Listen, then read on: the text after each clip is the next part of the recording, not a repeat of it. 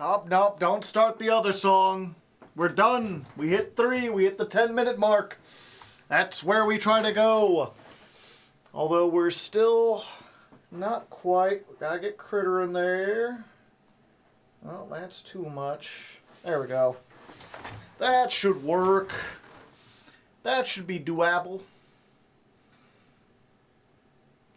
I need to find something for all my hats. I can't keep them on the rack in the corner. As useful as that is, it's slowly getting into frame. Also, hello everyone. How you doing today? You having a good time? You having one of those fun times I've heard about on the news? Maybe some kind of good fun time? No. No, those are forbidden. You're not allowed to have those. You gotta choose one or the other. You can be good or you can have fun. Everything I enjoy is bad for me. Why can't pizza and bacon be delicious and nutritious? Also, thank you to Ponticon for the 11 months of sub. I appreciate it. Also, someone gifted a sub 4 hours ago, which is strange because I was not live 4 hours ago. I don't know what they were doing. Evening, Critter? He says hello. You're Hardleg Joe, if we didn't know. Surely you do know, though. It's this early in the stream. See, that's the thing. I can be sure this early in the stream, you're like the mega fans. By the time we get to the end of the stream, could be anyone here. Who knows what kind of people have drifted in, seeing like a 300-person stream. But right now, we're fairly small. Just 70 people. 70 dedicated people probably waiting for the stream to start. Birth by Sorrow, thank you for the 14 months. Speaking of which, I'm curious, for any of you, am I like part of your schedule? Because I don't watch many streams, but I watch the MBT Monday stream almost like religiously. It's like Monday is when I work on all my thumbnails, and I like to have something in the background while I do that. So it's like I'll wait for MBT to come on, and then I'll watch his stream, because he'll do the Twitter thread and talk about politics and stuff on Monday while I get all my thumbnails set up. Yes, 100%. Oh, well, I'm glad I could help maintain things. Only stream I watch every week. Hey, hey. It's weird to think that because I still, you know, in many ways, these live streams, or not in many ways, but like, the live streams are live entertainment. It's supposed to be a show. And it's weird because I've always thought of like the YouTube as a show, and I always thought of this as like recording footage for YouTube, and there just happens to be an audience here because some people like that. And I'm beginning to realize more and more that maybe the streams themselves are some kind of show. You, DZ, SIBO, and MBT every week? Holy shit. Every Wednesday and Friday, my time, I put you on. Interesting, because it's Tuesday and Thursday here. TV is outdated now. YouTube is the new TV. Yeah. That's the thing, I think of as YouTube as like the new TV, but Twitch is like... So much of Twitch doesn't feel like content. Even when you tune into like the big streams or whatever, you know, I've tuned into like a Hassan stream because I'm like, I'm political, I like political stuff, and he's just like sitting there, and someone in chat will send him an article and he'll be like, let's go check out this article, and he just like reads it out loud, and I'm like, this is just like hanging out with someone, but one-sided. It's weird, like, digital hangout hours. It's not like a show that you watch. It's something you, like, you know, there is YouTube content you put on in the background while you're doing something, and then there's stuff where, like I'll put stuff on in the background while I'm playing a game, or something like that, or while I'm working on thumbnails, but if I get up to use the restroom, I'll pause it. because I'm still listening to what's going on and I still care. But this is the kind of shit, like, you just put that on because you need to have someone's voice around.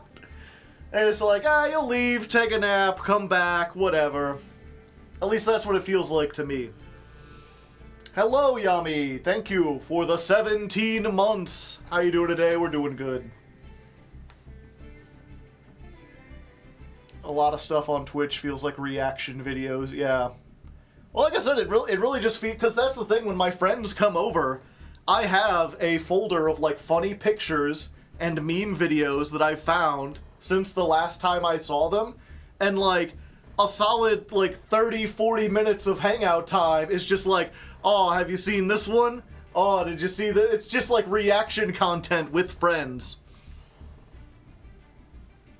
And it's like, for Twitch, it's just that, but with a much bigger group.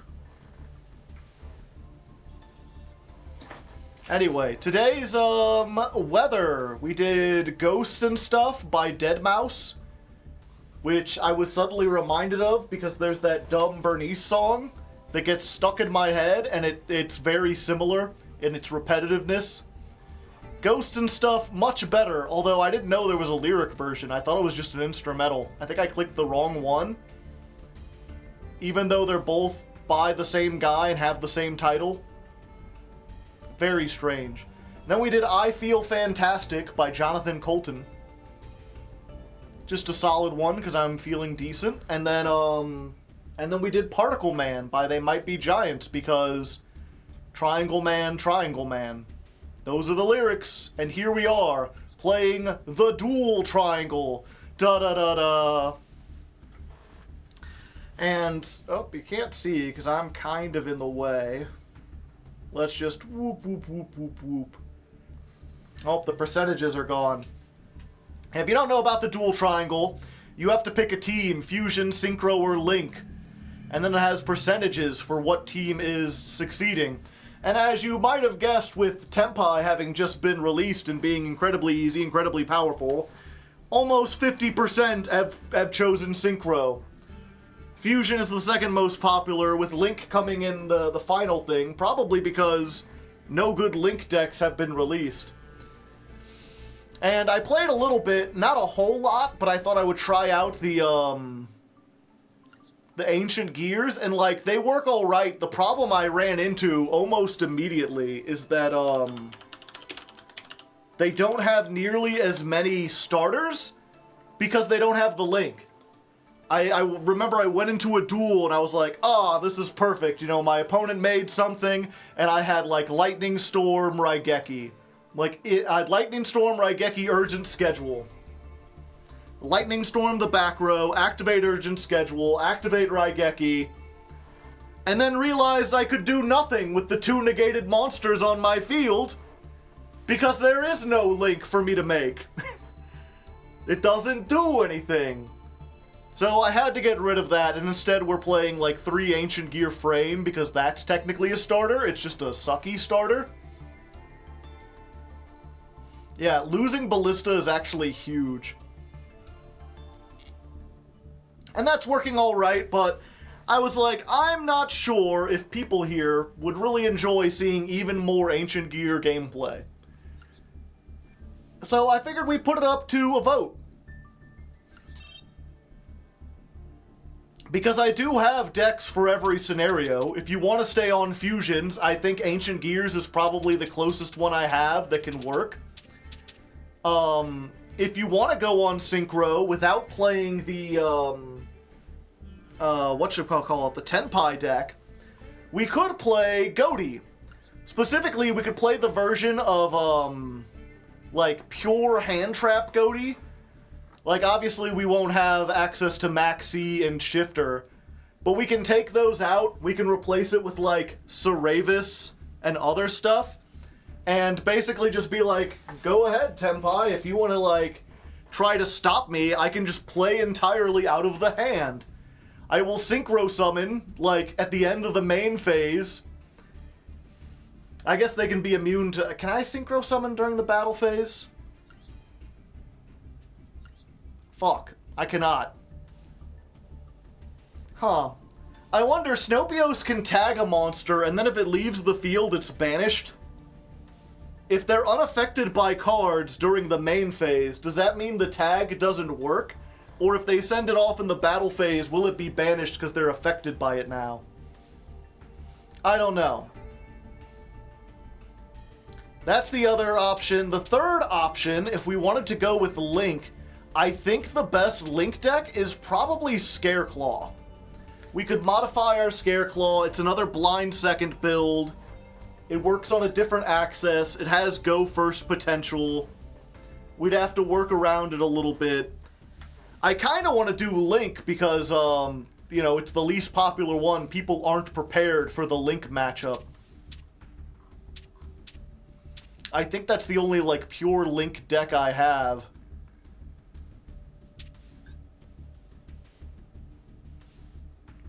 A Libromancer? No, Libromancer, I need fusions and synchros. Punk has a variety. No one wants to see Snake Eyes. I guess I could play Volcanics. Although, they've banned, all the Snake Eye stuff anyway. And I believe they've banned... what was it? They banned Spiritual Fire Art, so I can't do the FTK. Oh, is the other trap... no, they still have Volcanic Emission. So we could still maybe burn them to death with Volcanic Emperor. Like Volcanic Emperor Turbo, play an old version of regular Snake, Volcanics. So let's go ahead and put up a poll. I've got some hash browns in the other room I gotta get out. So, what deck do I play? Are we going Fusion with the Ancient Gears? Are we going Synchro with the Goatee? Or we got two Link decks. Scareclaw for the OTK, and Volcanic for the Sneaky Burn. We'll put 5 minutes on the clock. Choose now wisely, vote on your phones, and I'll be back in a minute to figure out what we're doing.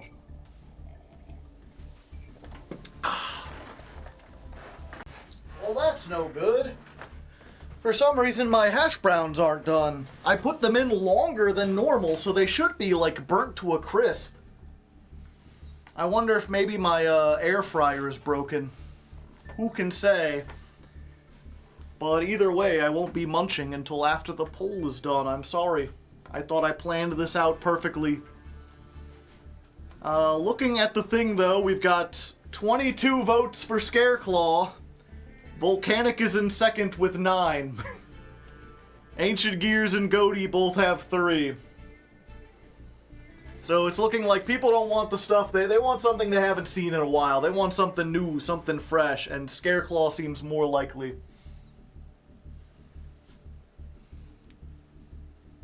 So this is like Splatoon, Splatfest, pick your favorites. Somewhat, except you can change whenever you want, and if your team wins, you don't get anything as far as I know. It's just the same thing as every event where we get rewards. Which, I mean, hey, Triple Tactics Protector, not bad. Lots of gems. I don't know how this it's weird because I feel like when we made Ancient Gears, we used, like, almost all of our gems.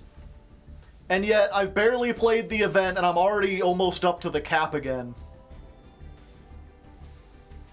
It makes me wish, you know, there was a build of Ancient Gears I didn't make, because I was like, I don't want to use all my SR or UR points, and now I'm like, fuck, maybe I should. It's getting to be the end of the year.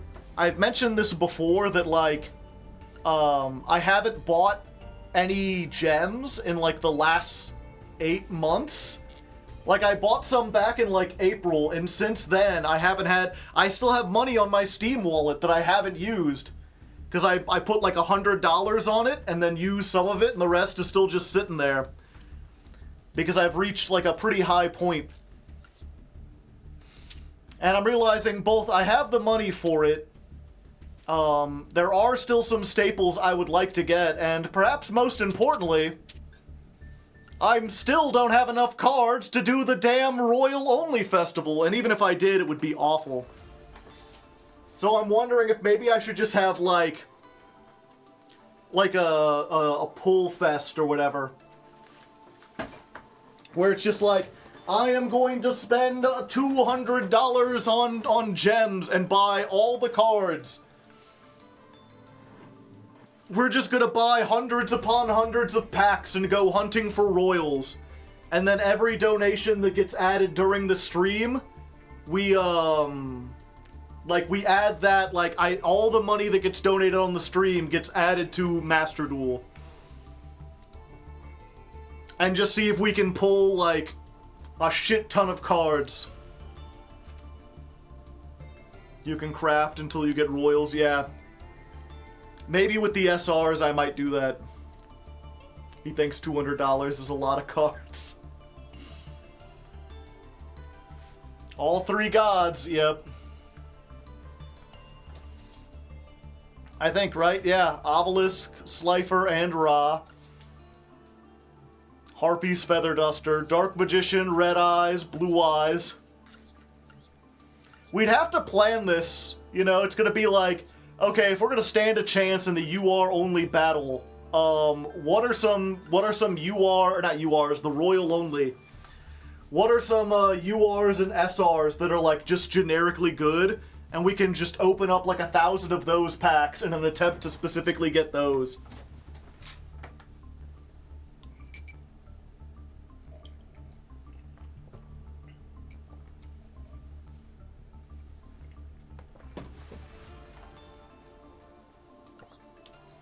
Maybe open up a bunch of volcanics. Fenrir, Kaijus. I don't think Kaijus would be good. Just do master packs, yeah. It's one of those things like, the part of me that hates gambling and the part of me that hates gacha games is like, I don't want to spend a bunch of money on this. I don't want to get a bunch of URs. But the part of me that was talking earlier where I was like, maybe I need to make my streams more entertaining, maybe I need to make this into like a show, is like, it would make for some good content though, if I just spent like hundreds of dollars and opened so many packs. Scareclaw won the thing, by the way. So let's go ahead and get the Scareclaw. So we'll see. That's certainly an option. First I need to change my group over to Link.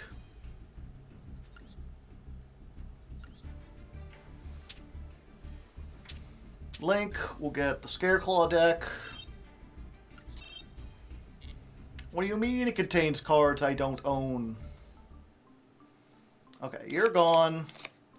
Does Tenpai lose to Droll and Lock, chat? I forget.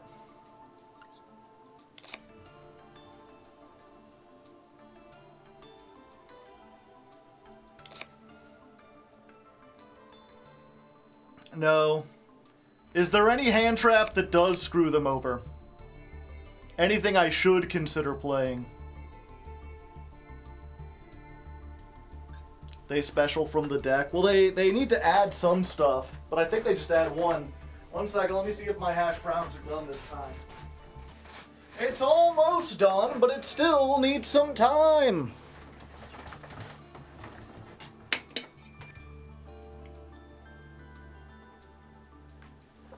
Battle Fader is funny, but it doesn't work because of the field spell? I think it does. Yeah,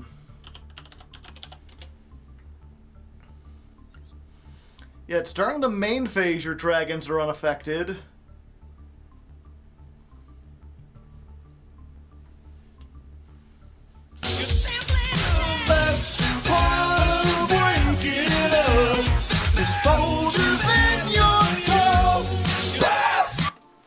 Thank you, Kira Vector, for the $10! Did you enjoy climbing the ladder with Ancient Gears? Yeah, I had a pretty fun time.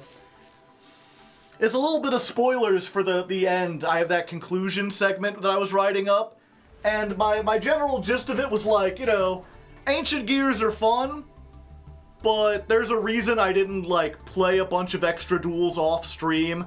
There's a reason I didn't stay late on streams to play them, and that's because they're a pretty simple deck. They, like, you know, I like really complex decks. There's a reason Paleo and Goaty and Cristrons are my favorite. I like doing a bunch of, like, weird little combos and playing on the opponent's turn. It can be fun to be like Lightning Storm, Forbidden Droplet, summon a thing, do a linear combo, attack for 1,000,000. And there's certainly some duels where interesting back and forths happen, where I have to react to my opponent doing unexpected stuff. But at the end of the day, like, I'd say 75% of my wins were just activate a board breaker, do a linear combo. And 80% of my losses were just, well, I didn't open the right board breaker, or I didn't open the linear combo. It really is a deck where, like, again, 75% of the duels are wait for your opponent to do their stuff, look at your opening hand, and you've either won or lost, and it's clear. Like, it's just a matter of following through with it. Sounds like Tenpai? Yeah. What was our record versus Tenpai? I think we played 14 duels against them and lost 2 of those. We had a very, very good Tenpai record, surprisingly. It was the stuff people were playing to counter Tenpai which screwed us over. But we still did pretty well. But yeah, all of this is to say, Ancient Gears, fun deck, I enjoyed my time, but I'm glad to be moving on to something else. It's not like my favorite deck, it's not the kind of archetypes I prefer to play. I'd rather do something a little bit more complicated. Dimensional barrier.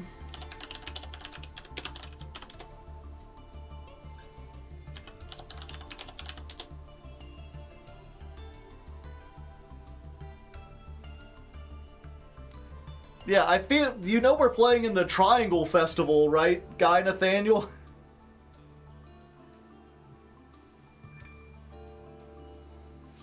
I was like, wait, they didn't ban the dimensional barrier? No, they absolutely did. Why wouldn't they?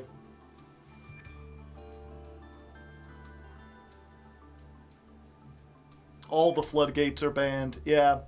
I mean, that was the thing. They even banned, we had Triple Tactics Thrust in here, and they banned that. Or not Triple Tactics Thrust. We had, Daruma Karma Cannon, and that was banned. Dragon Capture Jar.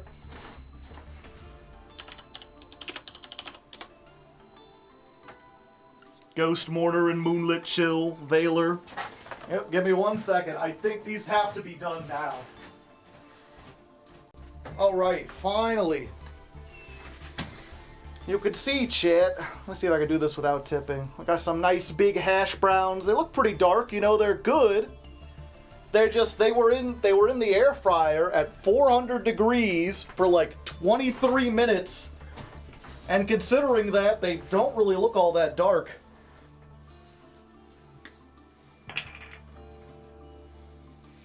Is Threatening Roar banned? Nope.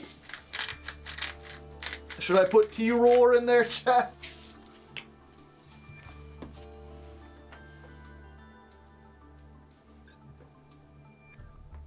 Sounds like the heating element might be going bad. Entirely possible.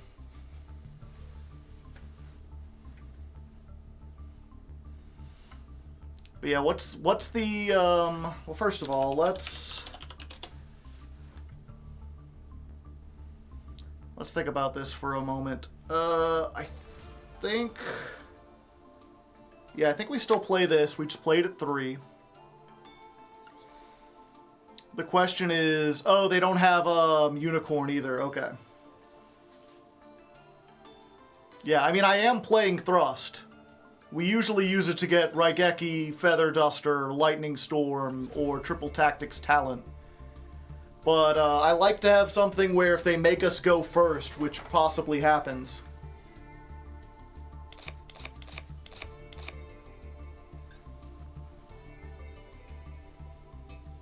something that,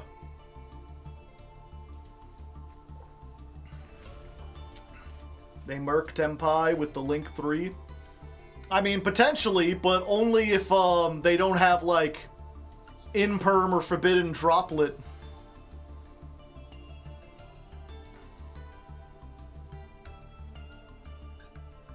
Would it help if you tried Swords of Concealing Light? I don't think so.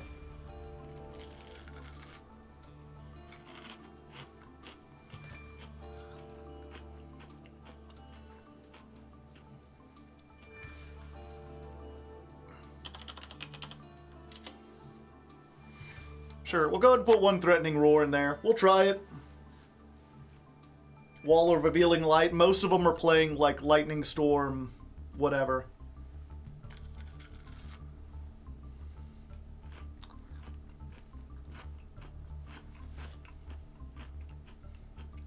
Ghost Ogre. Ghost Ogre!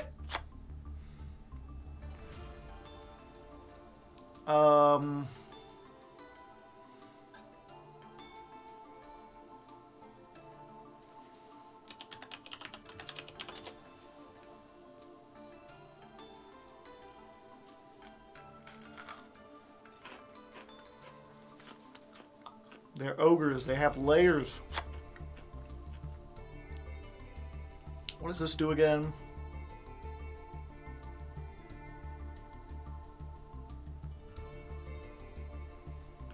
You know what? Let's put one of these in here. Take out Twin Saw. It's not useful. I mean, we still get a search.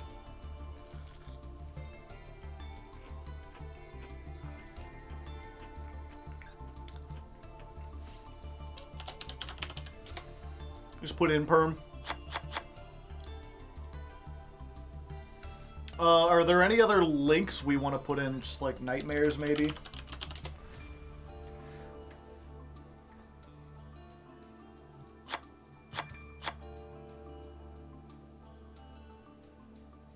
Little Knight. Oh yeah, that didn't exist.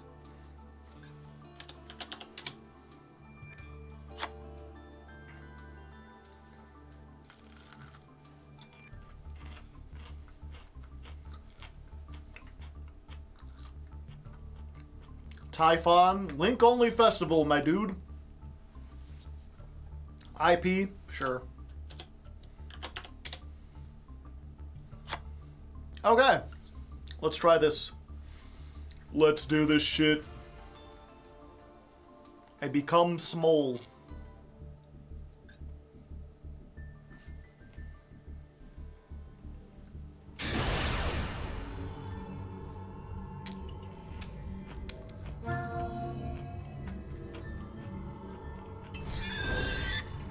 Going first, you say?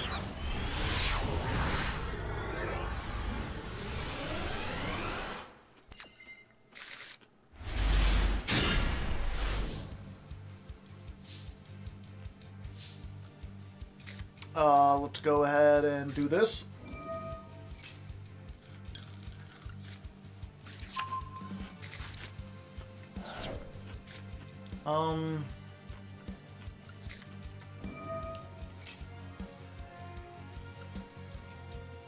Yeah, I guess we just get the one we haven't used. No, we get cash. Yeah, we get Scare Cash.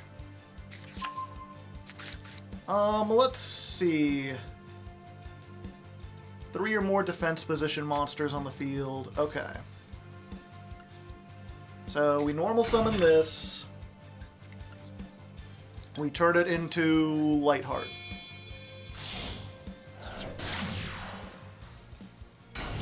The link that searches the field spell, chat.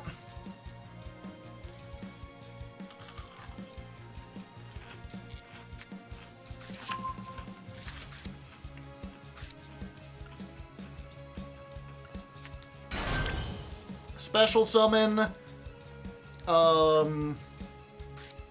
Yeah, we want to get the draw.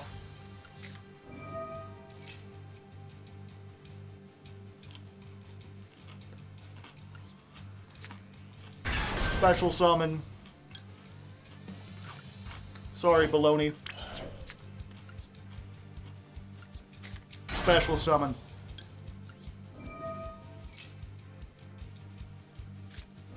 Nibiru. Why didn't you warn me Nibiru was legal in this chat?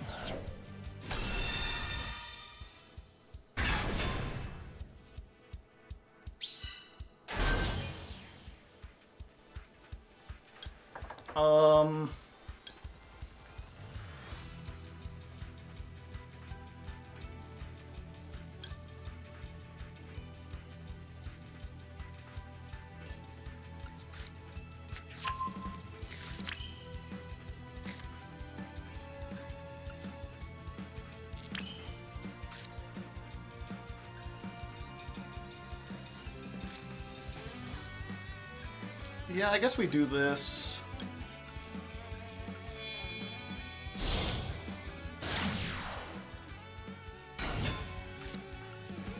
Yeah, good point. Who is playing Nibiru in Tenpai format?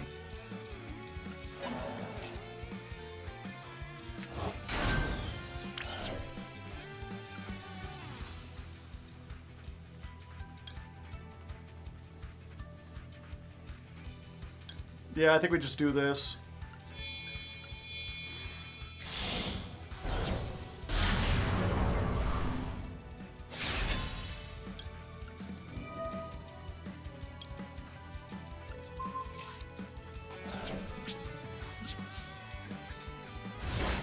Boo-doo-doo-doo.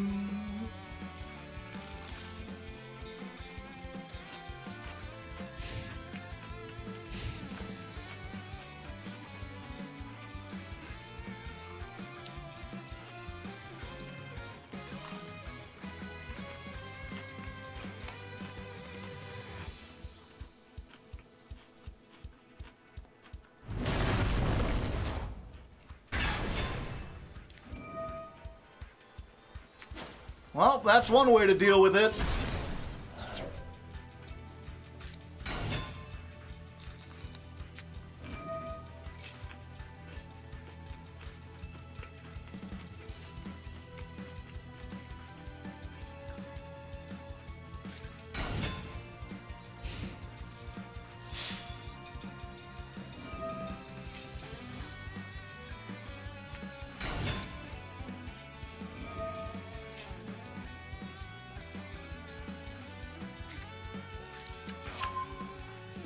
Yeah, I think this is just it.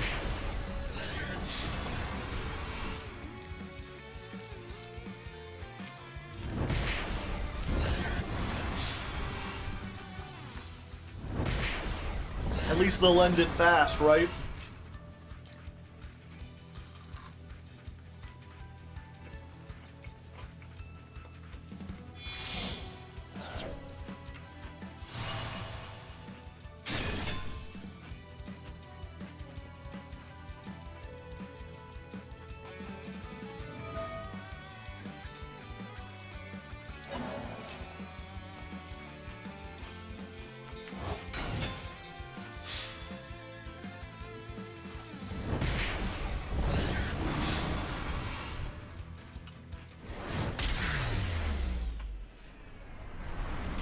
Should have played,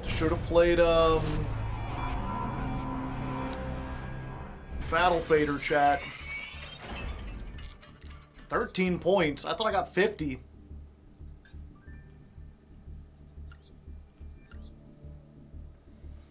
Two Nibiru, because 3 is Bricky. Yep, they prepared.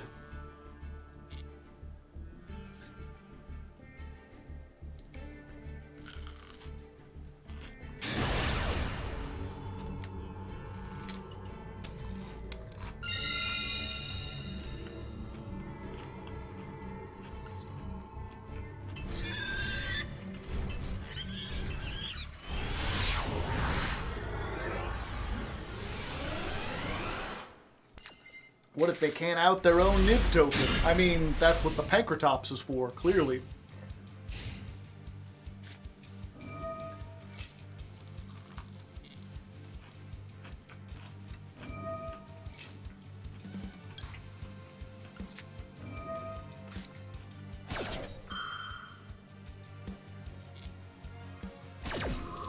We're gaming, chat!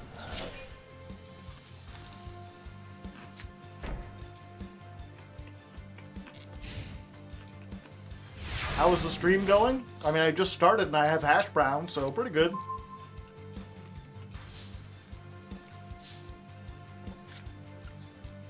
Hello.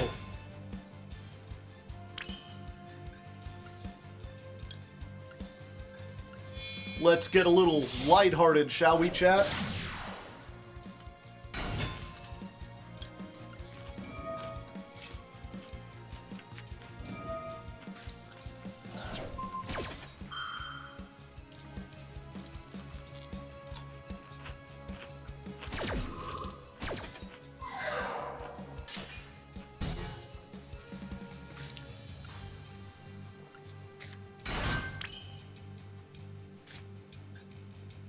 Hand is cracked if they don't have Nibiru yet. We're going for the draw again.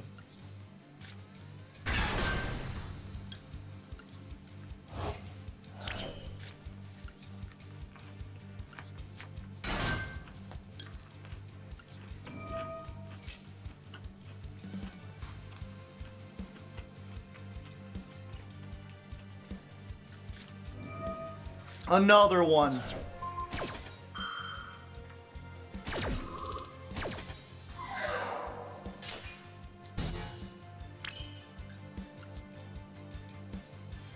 Let's go. It's ya boy.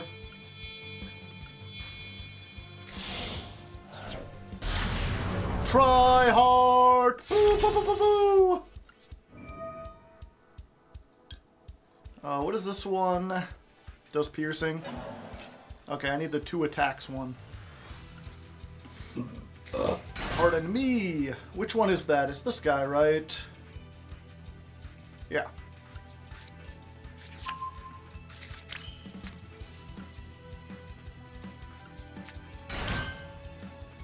Battle phase, battle phase, battle phase. A 1, a 2, a 3. I don't know. You missed your 13 points. They probably should have saved those Veilers. Probably. Mizurume, a missile launching fish protected by deadly spikes. The gems are mine, chat.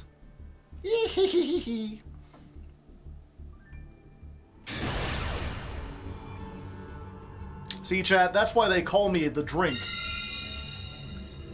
Because basically, I went in there going second, and I summoned a monster, and I attacked for a whole bunch of damage.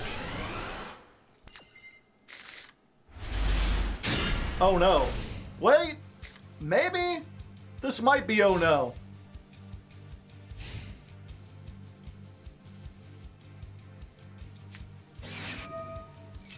Ice barriers. Okay, okay.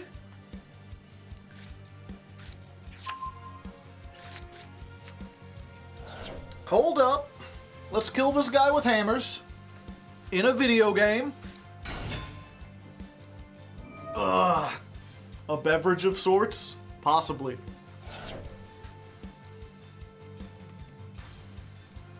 This might take a while. I don't think it takes that long. We're just going back to the previous one, Chad. Yeah, I've got liquidity. I've also got cookies. I got these from the local supermarket. They made them in the bakery. They're pretty good. Kinda soft, kinda chewy. That's how I like my cookies, Chad. How about you, though? I'm curious. Are you more of a soft, chewy cookie enjoyer? Or do you like your cookies hard and crispy, like my leg?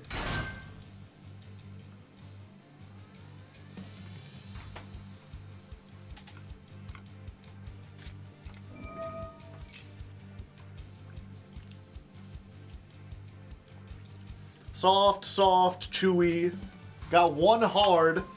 Soft, soft, gang, soft. Someone just put nom. Soft cookies for most flavor. Crispy for ginger snaps.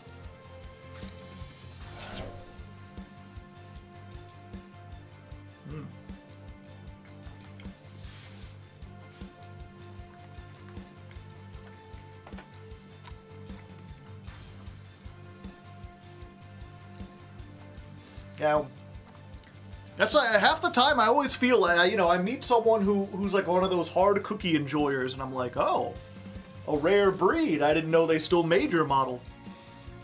Curious.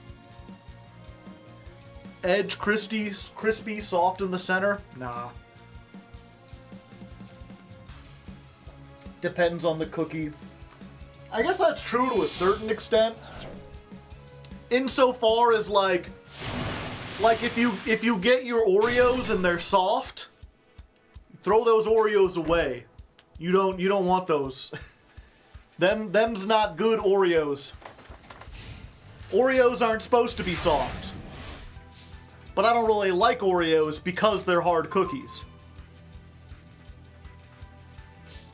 Okay, what does this do? Oh. Oh, I see. So they've got anti-spell fragrance at home. I didn't realize.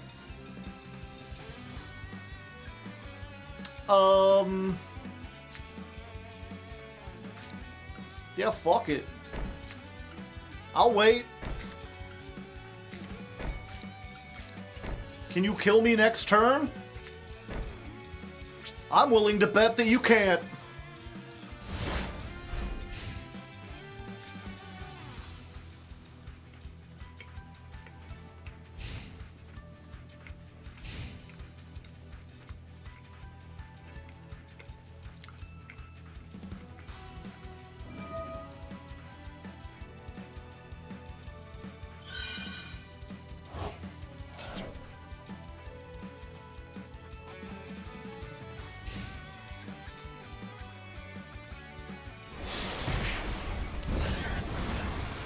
All according to Kaikaku.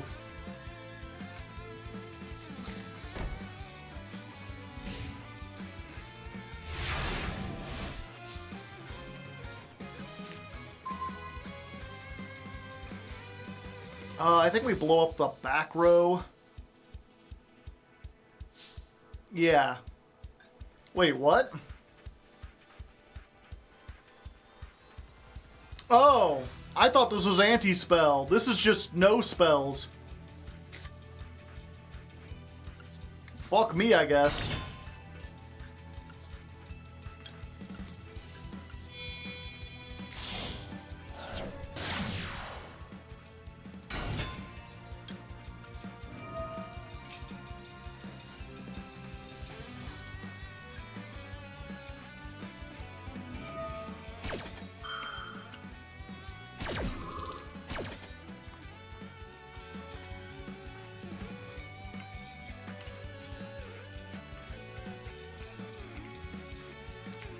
Ryo time?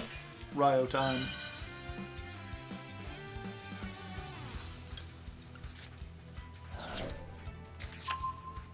Oh yeah, this just searches the field spell.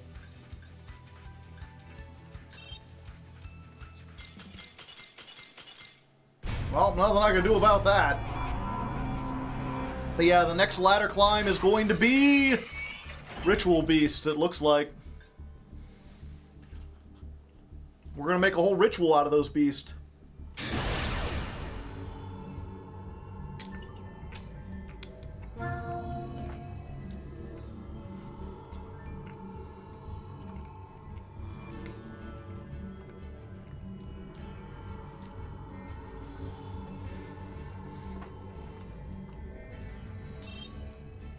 Oh, okay. Bro had 7 spells, yep. That's why they call me the Mountain. Because I stand there and don't do anything. He's incapable of movement? Correct.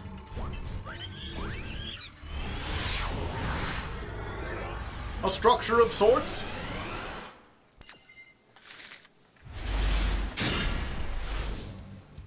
Ugh, this... Oh, actually, this isn't bad. We just don't get the extra draw. And chat, I really want that extra draw. No.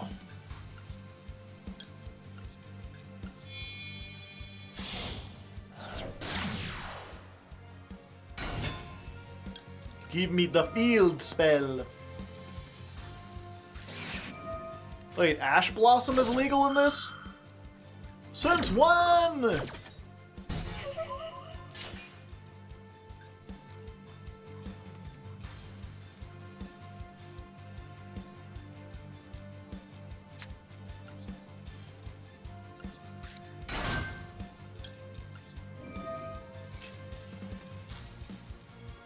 Okay, what do we get?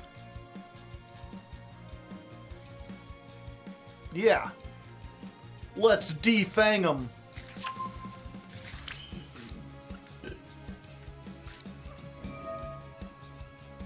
And we bring this back. I can still make, right, okay, good. So we activate this. We go into you.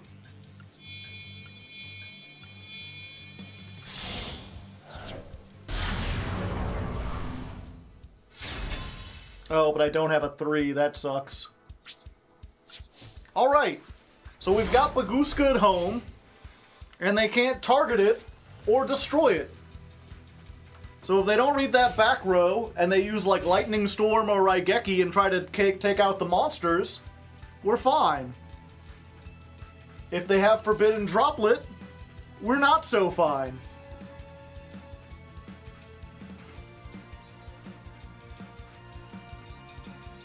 I needed a dog, yeah. 2 defense. Try attacking now!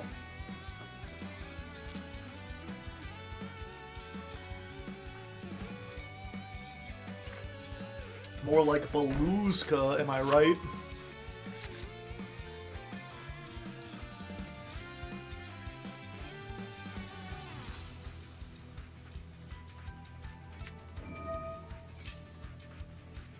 The terribly tired Scareclaw. I'm sorry, but I'm a gamer! Unless you are a better gamer, get out of here.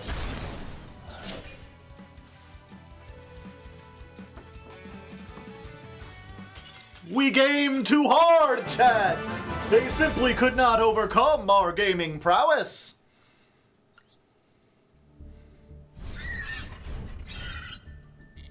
That's why they call me it, chat. Children be running away from my visage.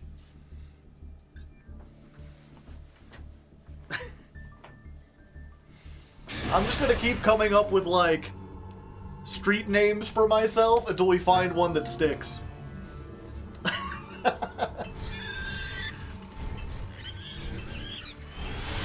Fuck, a single link monster.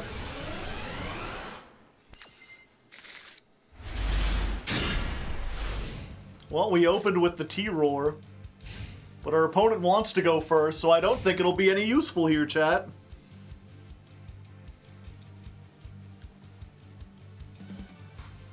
They called him the leg. Bitches call me the leg. I'm full of toes.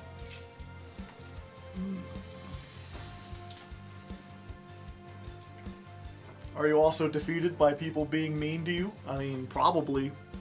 Isn't that how we all go out? An appendage of sorts? Curse you, monkey!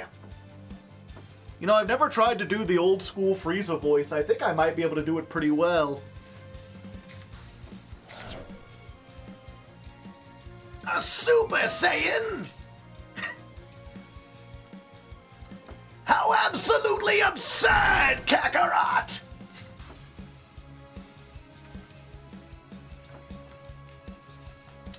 I'm trying to think of other quotes that he would say. Pretty good for a first try.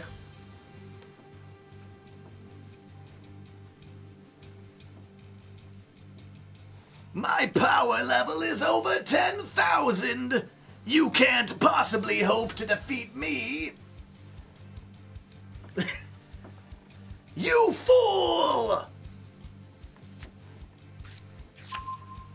And it's one of those voices, though, that, like, I can already tell, like, I could not do that for very long. I would absolutely ruin my voice.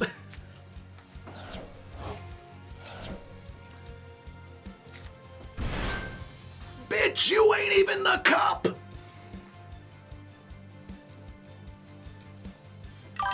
The leg is just like a broken toilet. Throat destruction, yeah.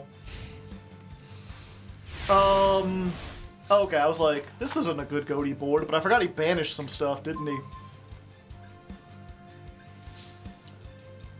I've also been told, I do a good mojo jojo. Curse you, Powerpuff Girls! You have ruined me for the last time!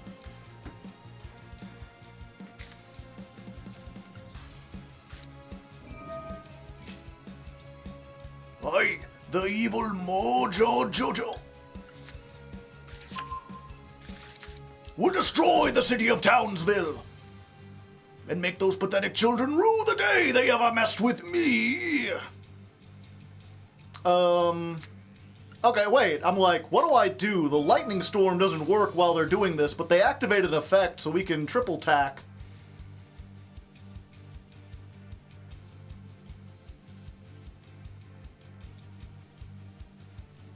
Can you sing Everybody Wants to Rule the World?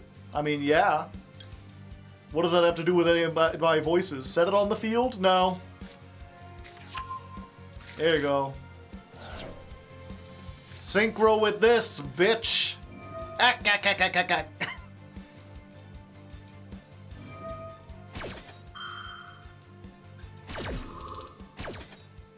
Synchro all you want, Reno.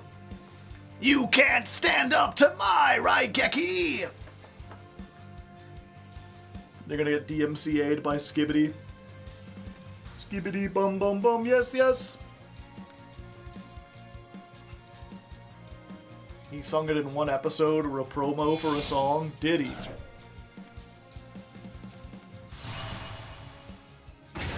Ah, I see. That's an interesting one. I don't think I ever made this during mine. Special summon it, treat it as a tuner.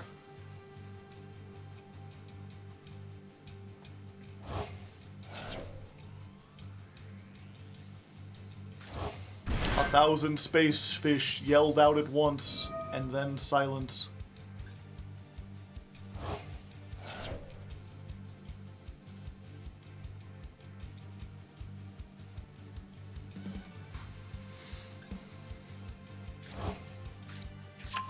It can't quick synchro, though.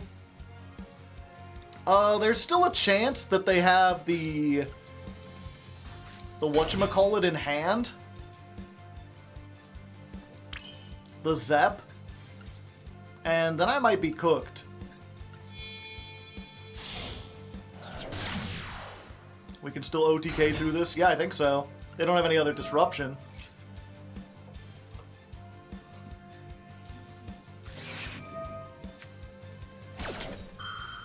Ash Blossom. Curses. Foiled again.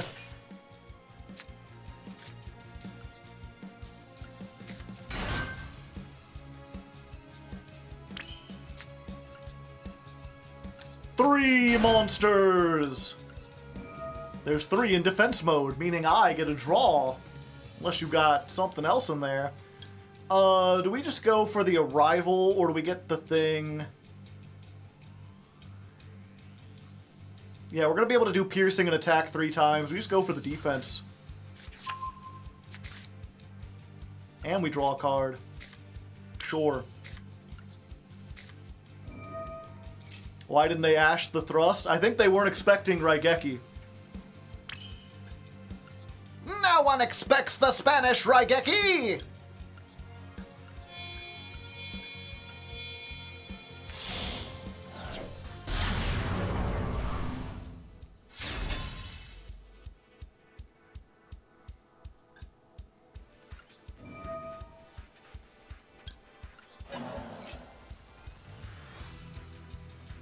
I didn't realize their defense position monsters counted too. Yep.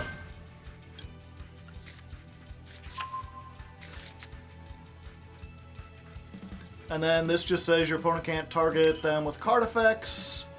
Banish any monster destroyed by battle. Banish one link from your field or graveyard, target one and destroy it. Yeah, so I can attack 3 times and do piercing, even if this wasn't banished. Battle phase.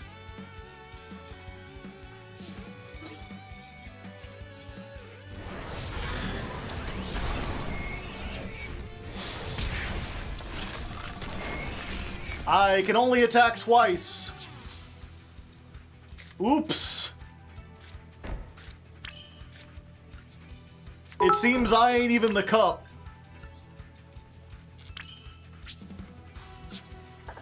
Hope everything's alright. Everything's going pretty good, thank you.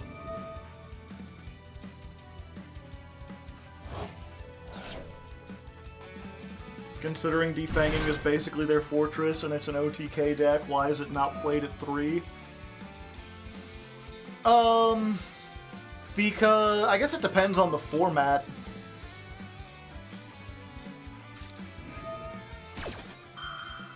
Okay, they didn't have Zep.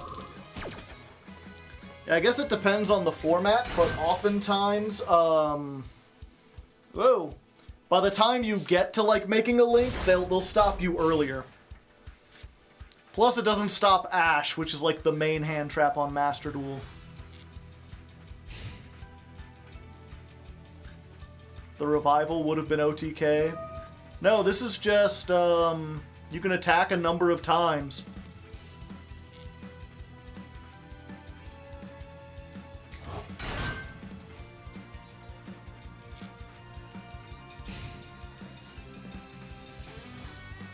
So they can make an 8, they can make a 6. They've got options.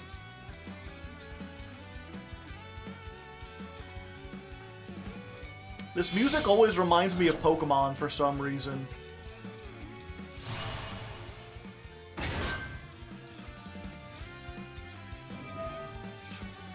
And I just have to stop that, because if that goes through and they get Psychs, I'm like doomed.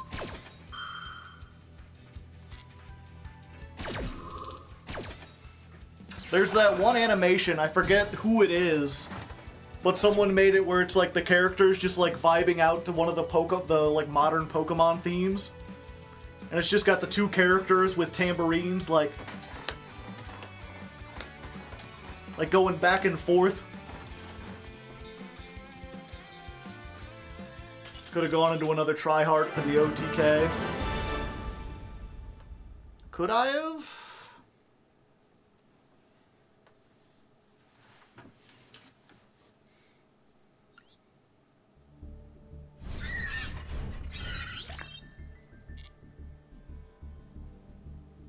The tryhard. Yeah, I know the tryhard revival isn't a once per turn, but I'd have to use all 3 of my monsters, and I already used Reichardt, so I'd still only have 2 monsters, so it'd be able to attack twice. Granted, I could get the attack twice, and the guy who does, like, boost the attack. So we'd be 3,900 and can attack twice, but that's not game by 200, I believe.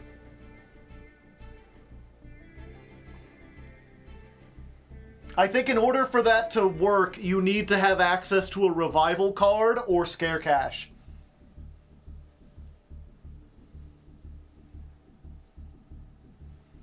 You need Scare Claw, Cash Tira. Oh, okay. I keep forgetting I can search that. Wait. But I can't search Scare Cash with this guy. Target 1 level 3, special summon it, add a Scareclaw. Oh no, it's just any Scareclaw, okay. Gotcha, so I make it again and I add Scare Cash. Yeah, and then if I have Astra underneath it, so this can attack twice for 3,000. And this attacks 3,000, 3,000, and then Scare Cash for 26. Okay. Good to know.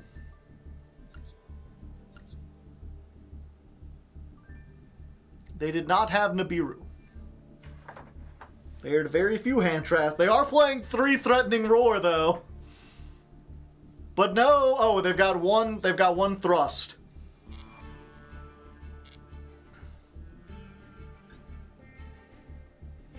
Nibiru is terrible in this format. I mean, that's what I thought too. And then I got hit by Nibiru.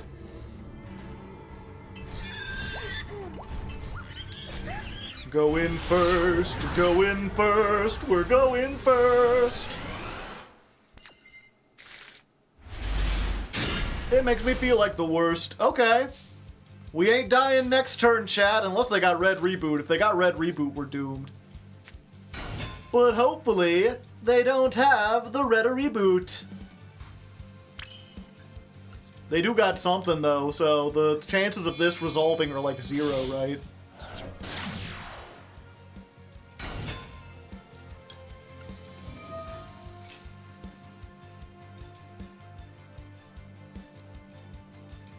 Fuck, maybe I should play 3 of the thing that stops, like, Scare Claws in the extra monster zone from being targeted.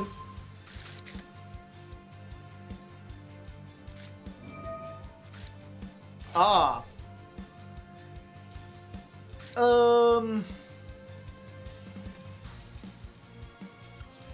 Yeah, I think we still good.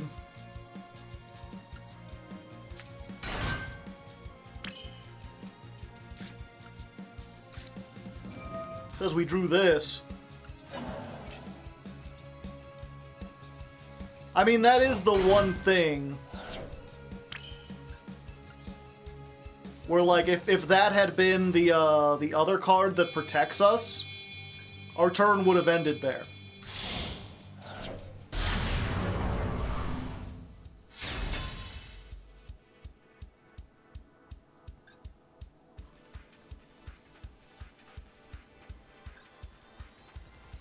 One, two... Yeah, is that 5 summons?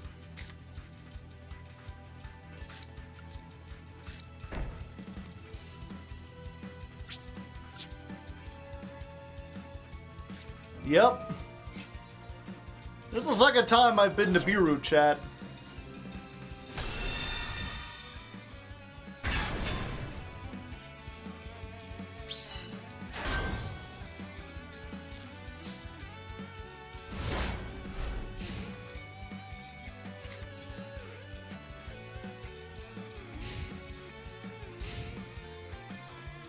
Weird, I know, right? Hello, Tenpai.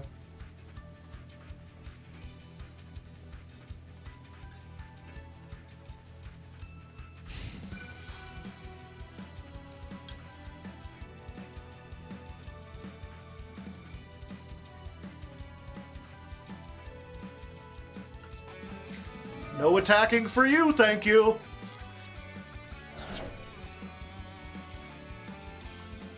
Hee hee hee hee. That activates my tee-hee sensors.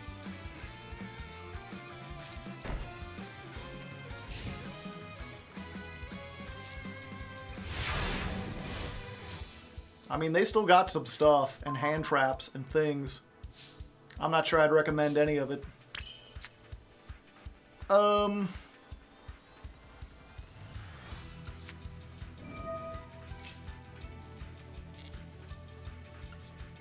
Let's go for...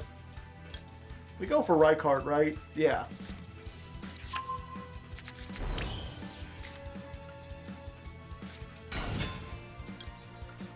If they have a Imperm, they gotta use it here. And if they set their Imperm in this, we can activate our Imperm, negate you and them at the same time. Ah! You thought you were clever! You thought you'd be negating me! But it's I who will negate you, friend! You did it to yourself. You did it to yourself!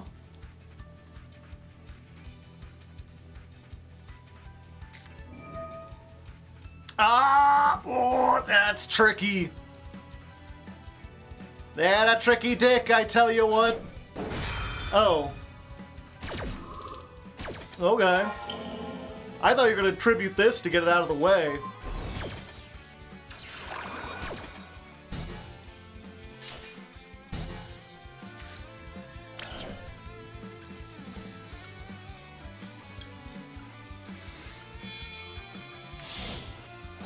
Another one.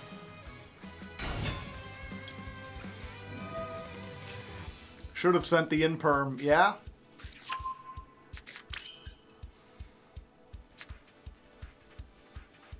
Let's do this.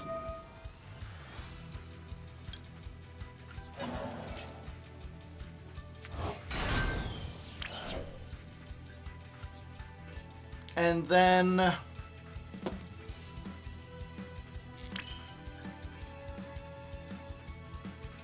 Why can't I? Oh, it points to the right, son of a bitch.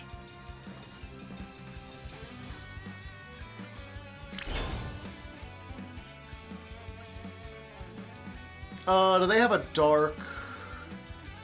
They have a light and a wind.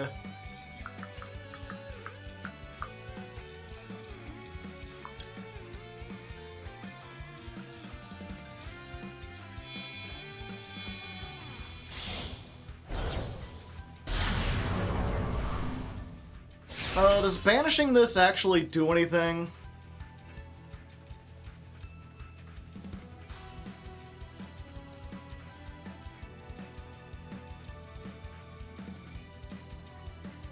Because it's already negated. No, we should just go for damage.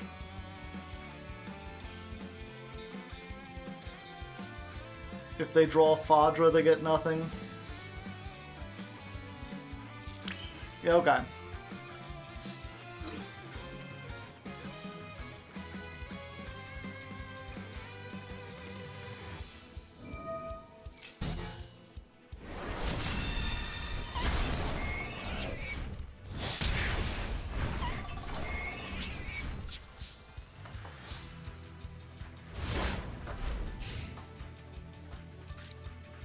Maybe the Light Charmer. Yeah, I mean, I might as well.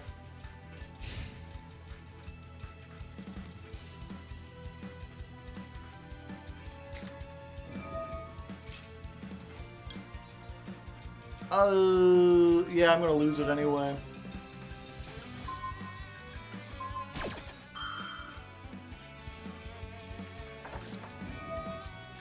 Oh, okay. I was worried for a second.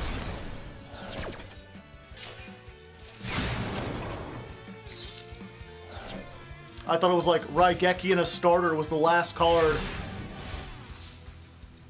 My deck is like 90% starters. I'm like discount starter warehouse over here. Yo, what up? It's your boy.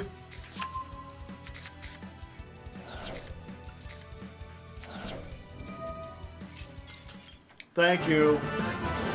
Thank you. Come again.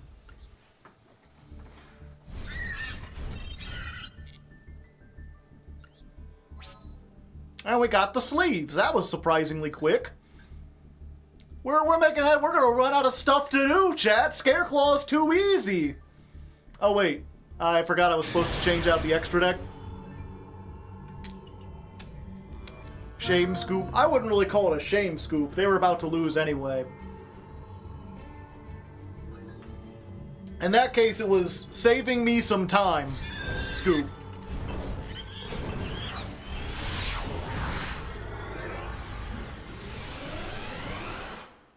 Well, well, well, look who's live.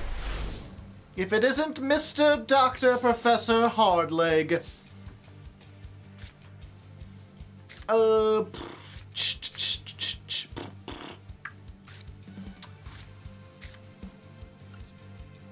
Yep, let's try it.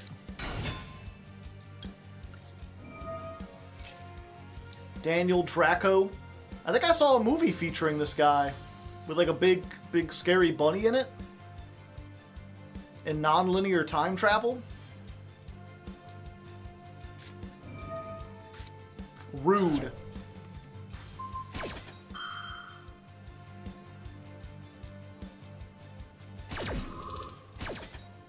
Yeah, maybe I should have. My thing was, you know, I'm either going, if I do this and they let it go, thinking that they're gonna wait for the Light Heart, then I can get the thing that makes him immune.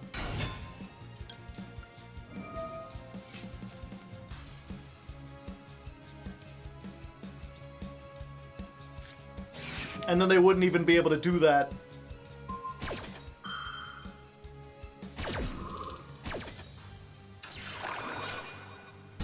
What they don't know is I already have the field spell.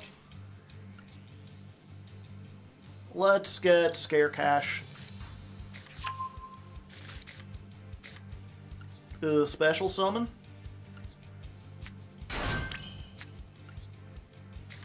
Now the question is, do they also have Nibiru?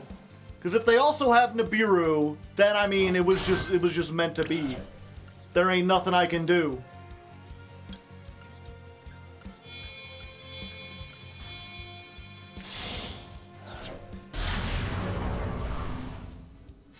We can make the guy, but no defensive cards to back him up. I mean, the thing in the spell, or the spell in the graveyard, actually prevents him from being destroyed by card effects. So we do have something to protect him.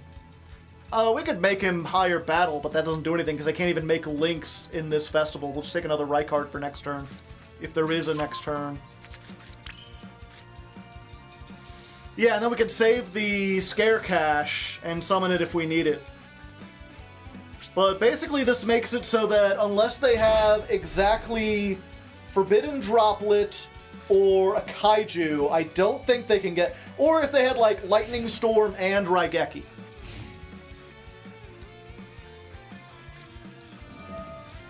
So there's the Raigeki. Banish a rival. Do you have another thing to out this?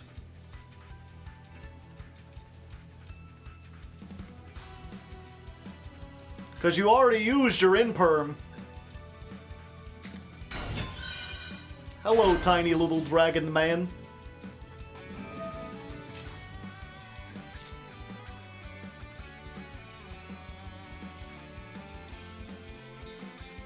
Turns out verses don't really have it out to try hard. Surely they can make a link or two. Hey, if this thing isn't my friend, why is it friend-shaped?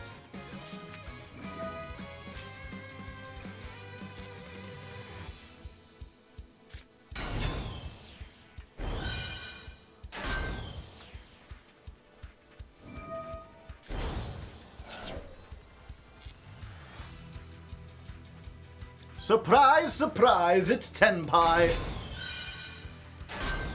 What are they gonna do, chat? They probably go Black Rose?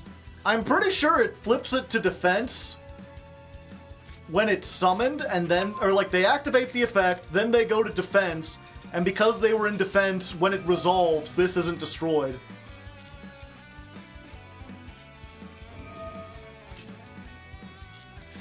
I mean, I guess we'll see.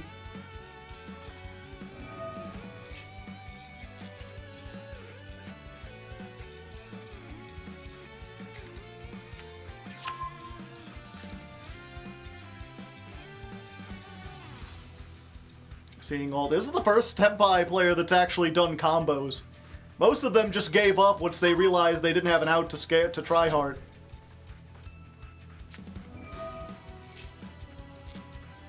Usually the out to this is to link summon, but you know, they're locked into making only synchros.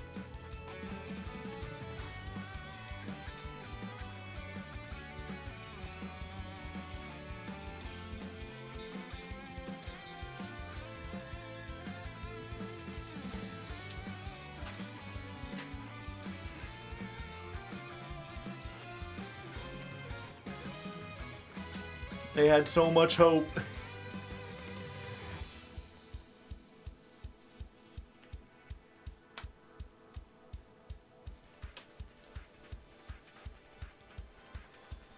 So, chat, you watch any good shows lately? I've started watching Star Trek Voyager. It doesn't have as like good of writing as Star Trek Deep Space Nine does, but it's got like a fun campiness to it. It's a very silly show, and that makes it entertaining despite the bad writing. I finally watched Lord of the Rings in full. Neat. I saw those in theaters. The penguin is so good.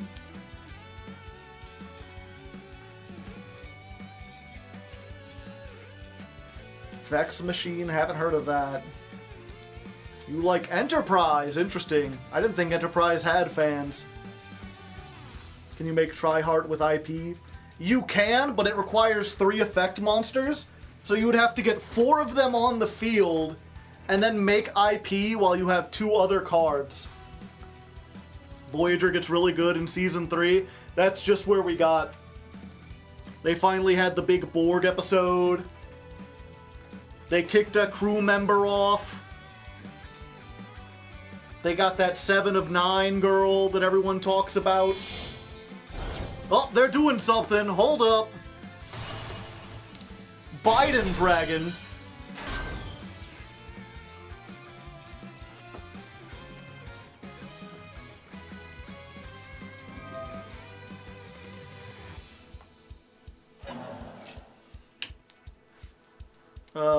Okay.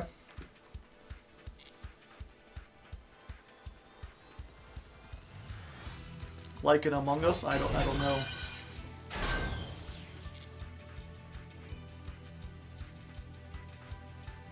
It was the first one I remember watching live on TV, you youngins.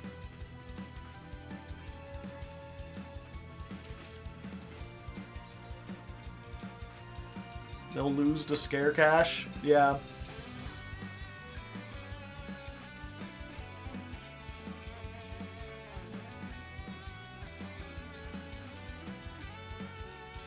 It was just getting good, it got canceled, yep. Most Star Trek shows don't get good until like the 3rd season. And Enterprise got canceled after 3 seasons. They got like halfway through a 4th season and then everyone was like, nah, we're done with this. To be fair, I feel like it was the wrong move to... Can we go to attack? No. No, you can't. Get back into defense mode and stay there!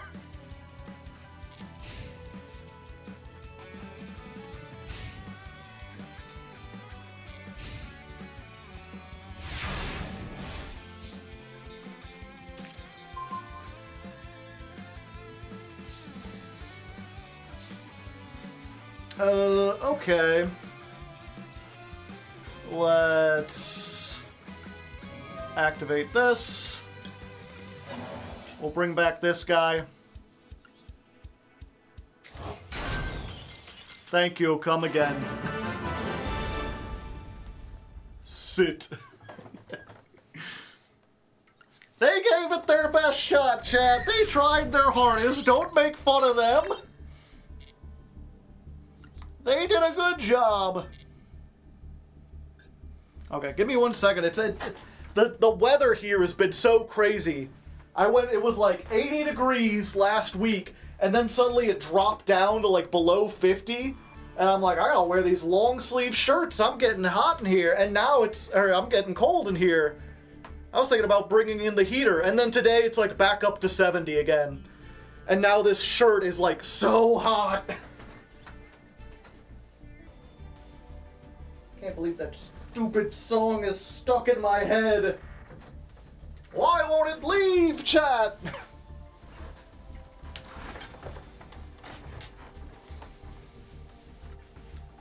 What's worse is that it's stuck in my head, and also the song. Look, first of all, do people know what song I'm talking about? I assume you could hear me as I was singing in the other room. Can we see if they play Black Rose? Sure.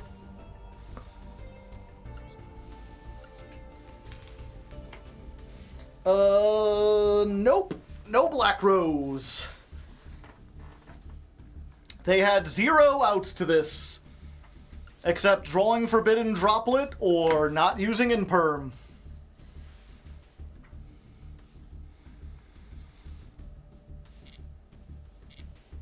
But yeah, there's this song from some Chinese gacha game. I think it's made by the same people who make like Genshin or whatever. And for some reason it's become like it's like a character song and it's become a meme.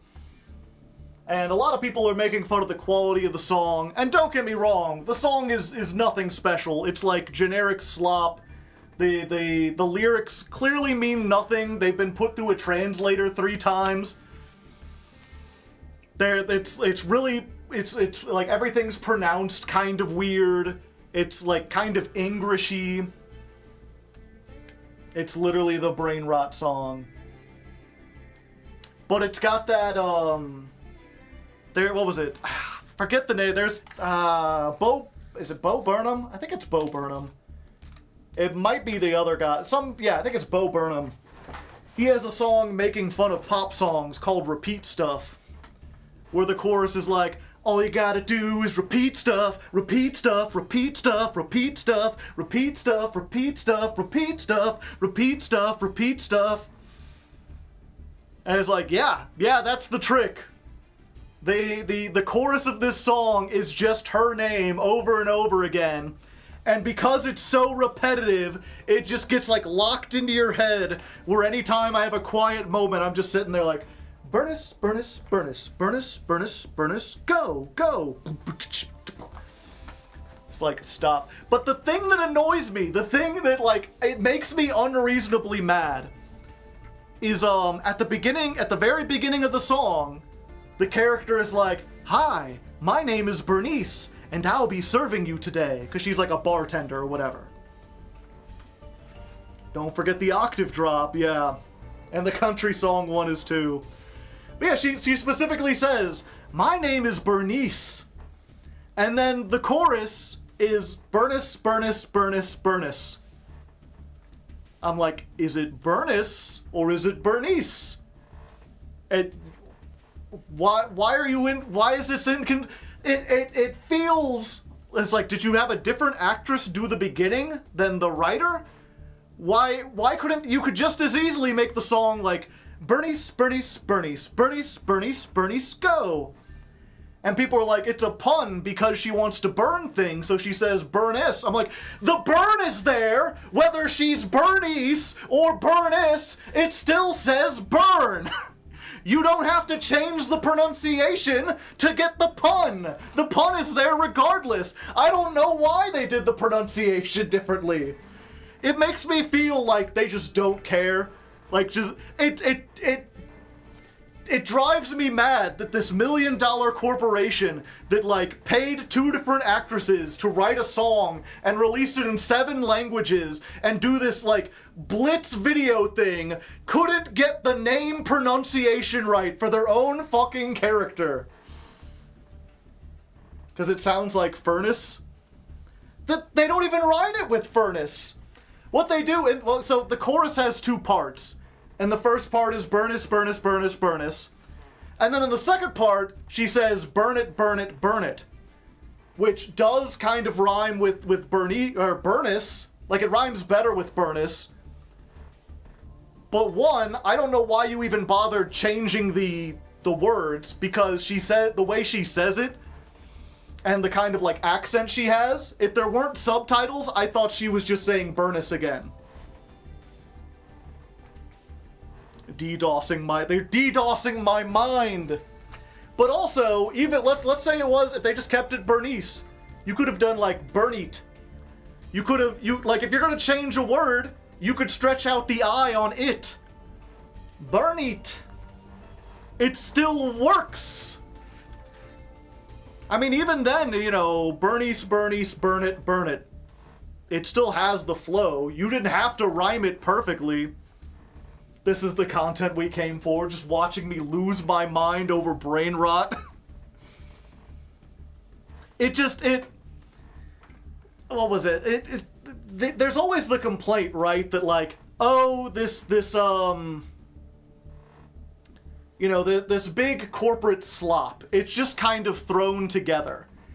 And I've always been of the opinion, like, no, when you look at something like Overwatch, despite the fact that it's pretty generic in a lot of ways, and it's just a whole bunch of tropes, and clearly isn't the product of, like, one person's imagination, like, a lot of effort went into it. They spent time doing world building. They spent time focus testing it.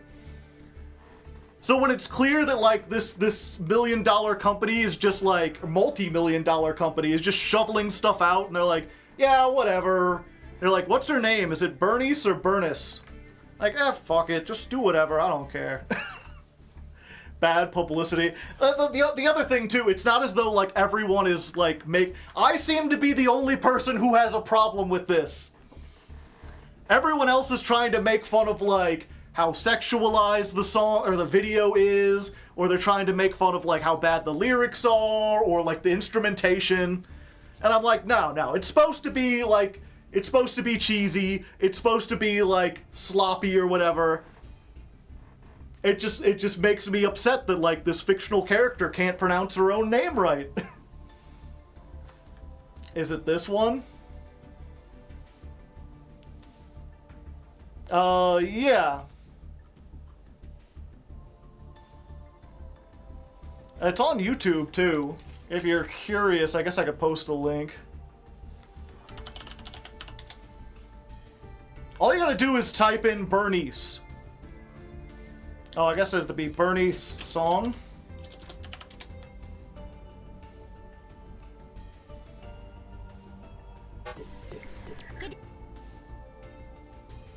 Yeah, here you go. If you want to listen to the whole song, there you go. Yeah, I guess that someone in the chat has it right. They're like, people complaining that this game is like just gooner bait and full of gacha. Like, yeah, that's why people play it. They like it for that. Saying that is, it's like saying Yu-Gi-Oh! Is overly complicated. Like, yeah, I know. That's why I like Yu-Gi-Oh! That's not a complaint for me. I would never go in. I go in, I'm like, you know, you could find people who care. You could find people who have, like, an attention to detail. Not people who are just throwing the, like, slapping this shit together. Make them work for your money, damn it. Have some standards. Just a little bit. Just a little standards.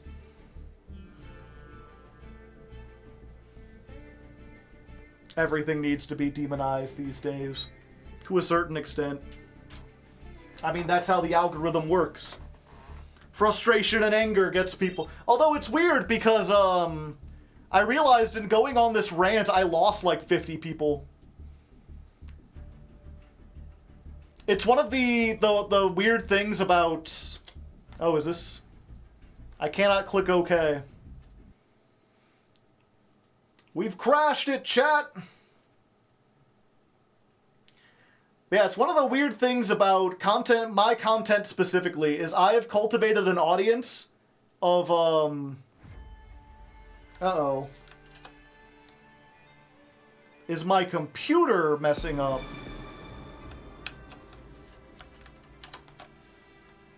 Now I can't see OBS.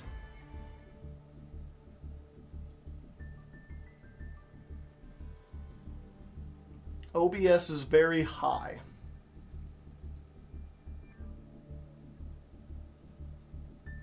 I had too many Firefox tabs, maybe? Shut it down! Shut it all down. Okay, there we go. OBS came back. Good. Stonesy, thank you.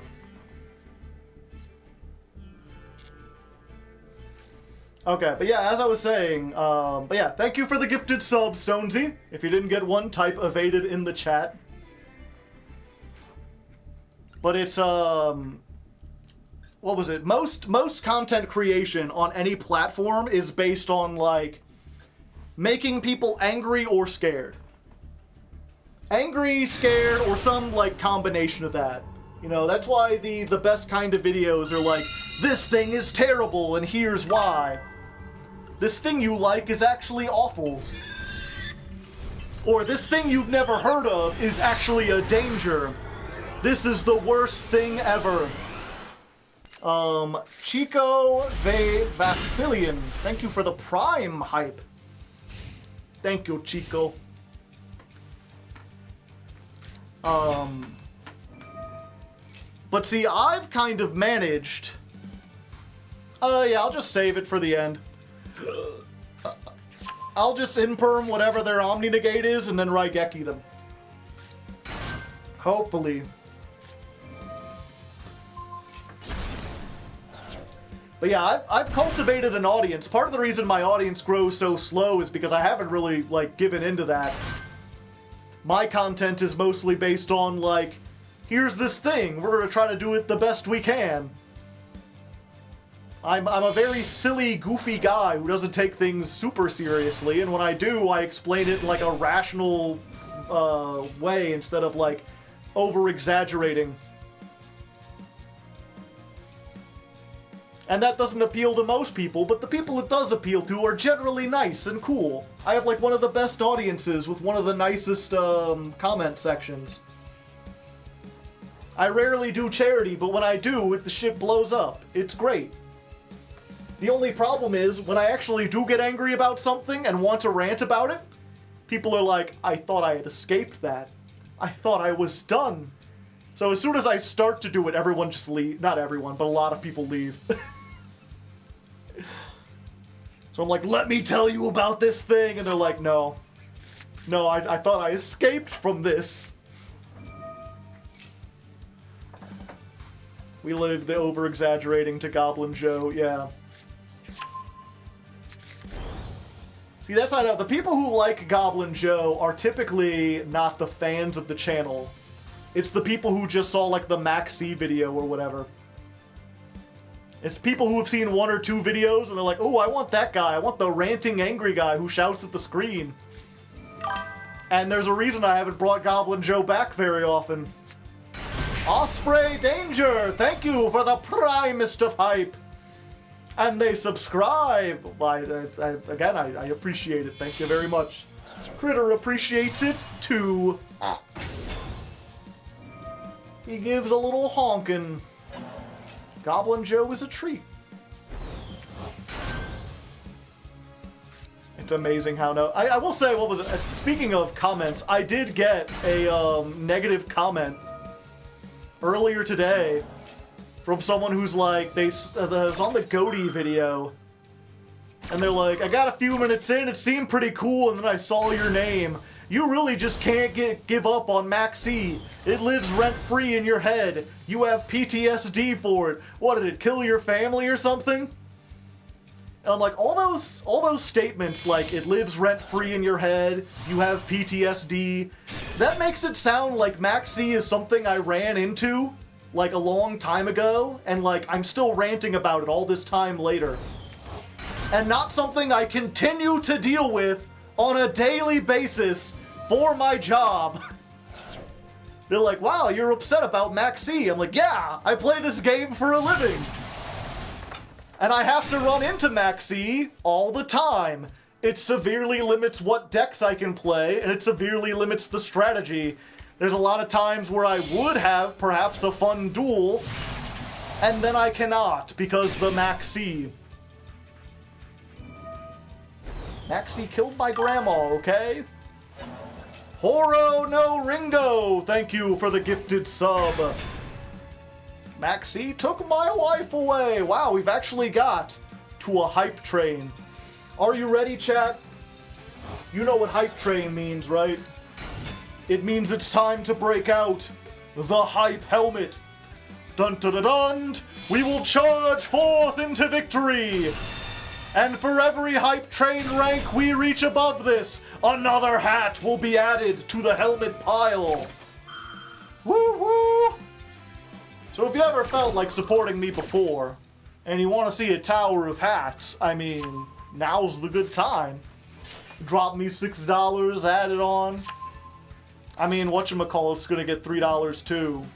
But, you know, good time. Raymundo129, thank you for the prime hype. Or is it Raimundo? They're Rise Mundo, if you know what I mean. If you know what I'm saying. Queen Bay, thank you for the 1, 2, 3, 4, 500 bits. We need a tower hat. Yeah, I guess I didn't know the bits did the hype train too. Those are probably better. I got a bigger cut of those. What should we add on? Well, the one I can reach from here, I need to hold down the, like, no chain button. We got Brandon's little bowler derby, which we can hang just on the side like this.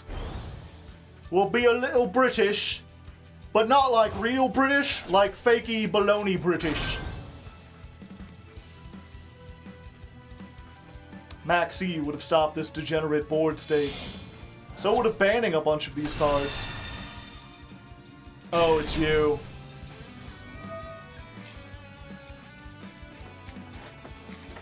He's like fake nonsense TV show British. This dude is on a pile. No, I wanted that one.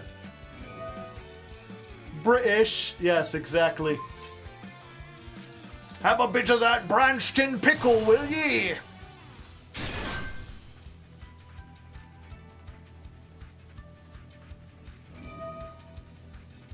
Yeah, unfortunately, I think that kills it, because now I won't get my Raigeki back.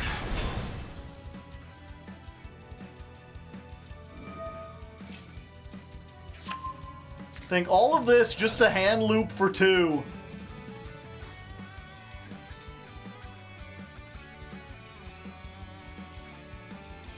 I'm Hardleg Joe, if you didn't know.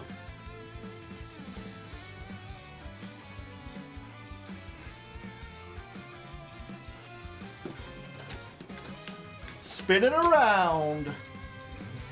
Whiz whiz, I love to waz. Comment in the comments if you're much of a wazzer. They might run out of time, chat.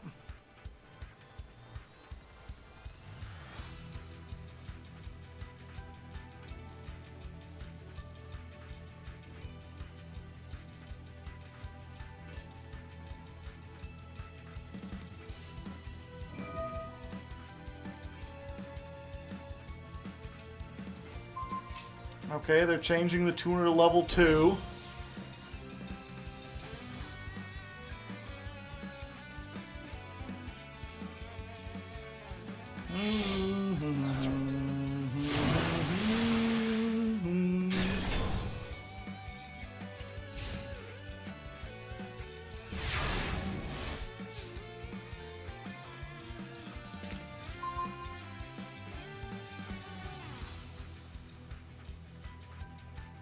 Do I get back at least one of me cards?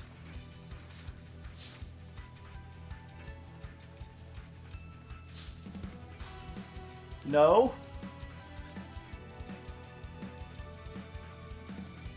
Till your next standby phase. Okay.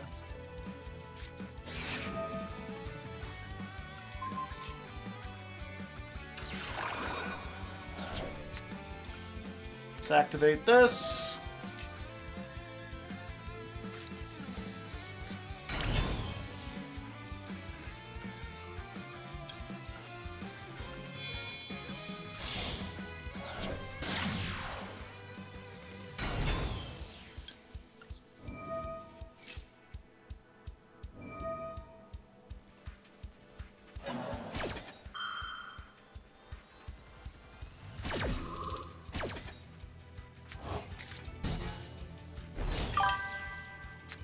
Okay, let's... Scareclaw Horo no Ringo! Thank you for the second gift sub! If you didn't get one, you gotta type evaded in the chat. I don't make the rules. I just follow them rules.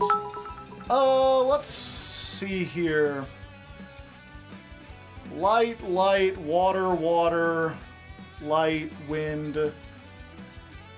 Yeah, I really need to add the light one. I mean, it wouldn't have mattered because all I've got is earth and dark.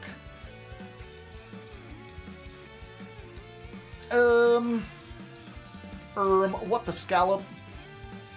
I guess we go for this.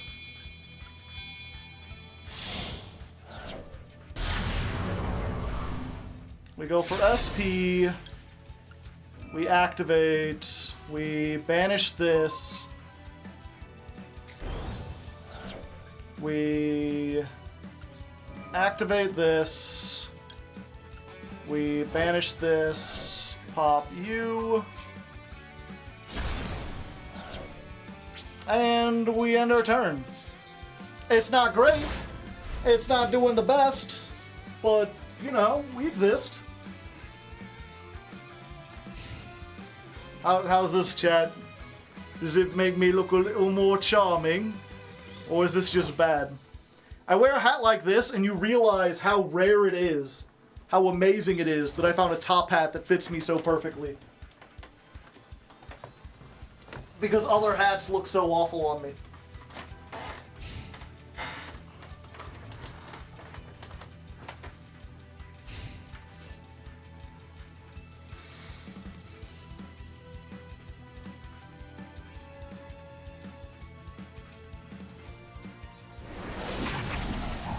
Alright. I'm out here living.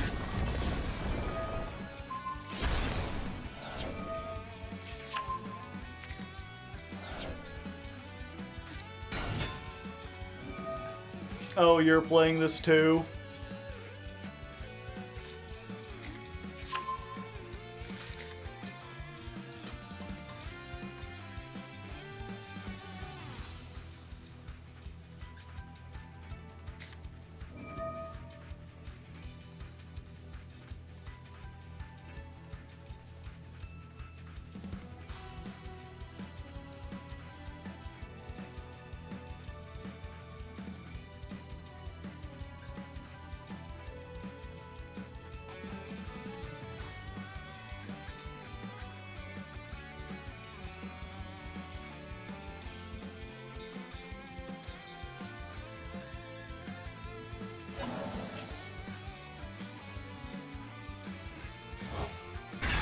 They always play him.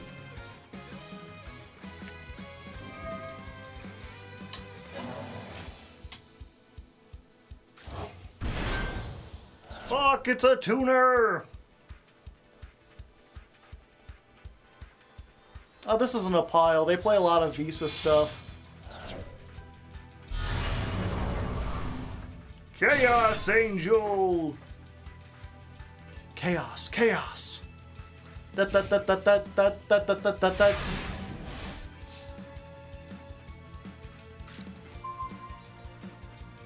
think they still have the negate on this, unfortunately.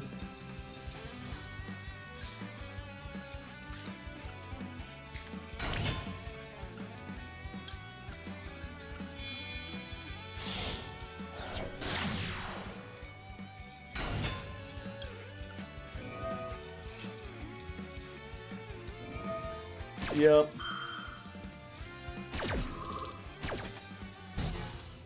But wait! I can let it survive! It don't do anything, but I can let it survive.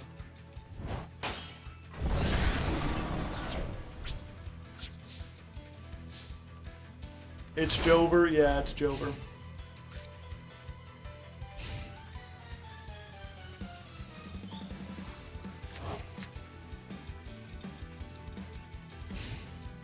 Unfortunately, they just got lucky with their two hand rips.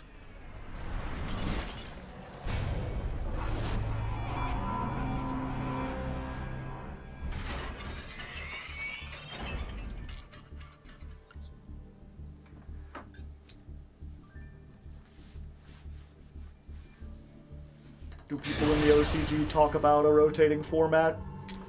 I don't know. I do not speak Japanese. And I'll never forgive the Japanese. Do we know what won the vote? Scareclaw, clearly. Oh hey, 3 of them things? All 3 of them things.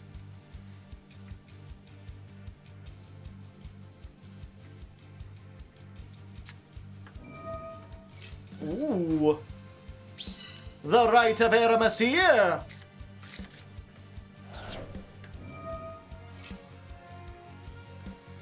Yeah, we'll just stop that.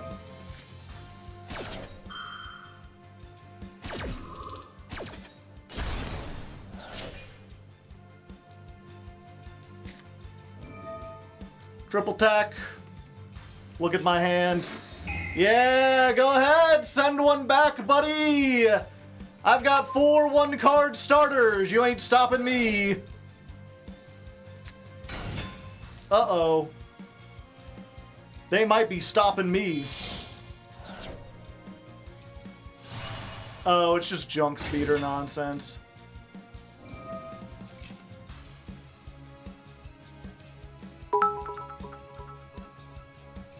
Koware taken. Thank you for the 100 bits. Yeah, we'll just get out of here.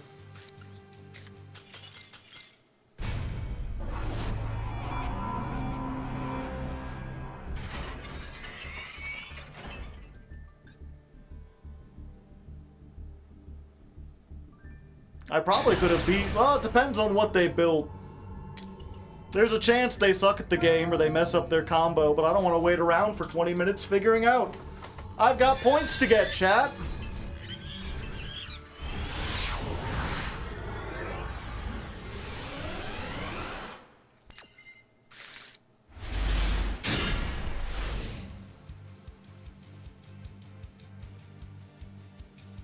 Mr. Ty.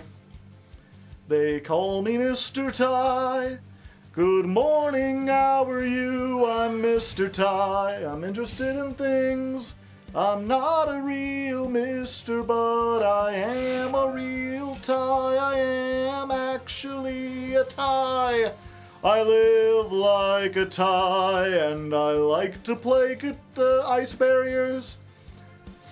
I think I'm getting good, but all I do is summon floodgates.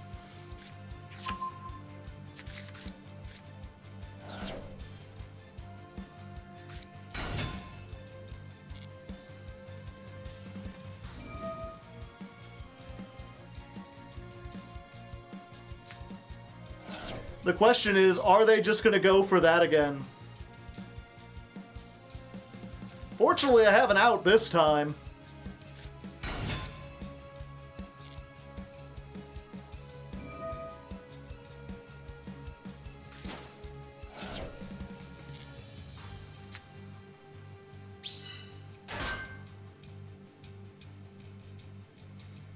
Tokens, tokens, tokens.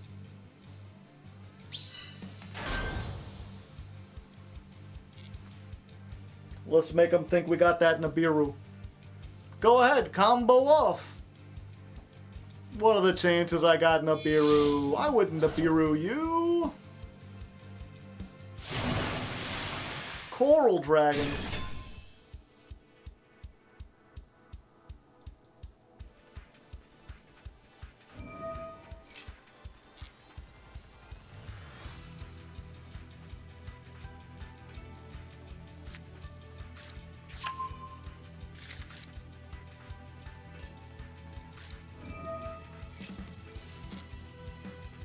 Yeah, if possible, I want to try to sneak this in before they get to their giant dragon, so they don't get to summon while I have this.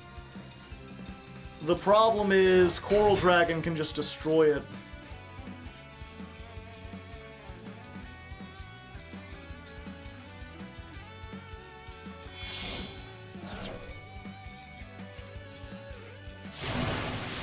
Oh, too late now.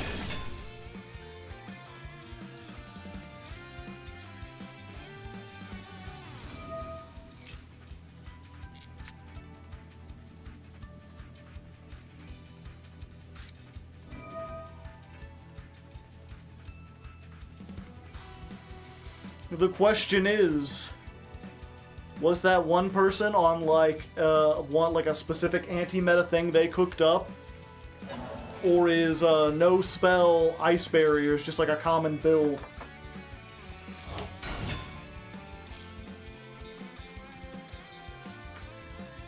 Maybe we should start running Nibiru, chat. Do you think?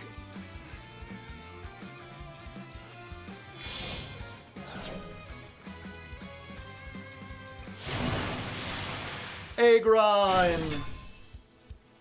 Egg! Oh wait, Egg Rhyme actually stops us.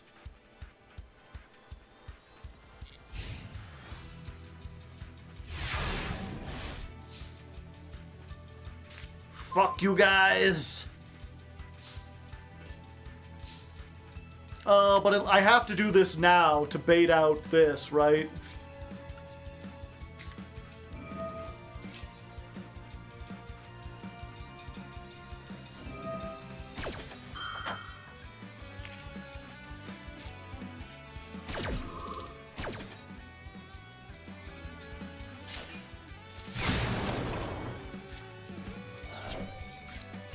Let's do this.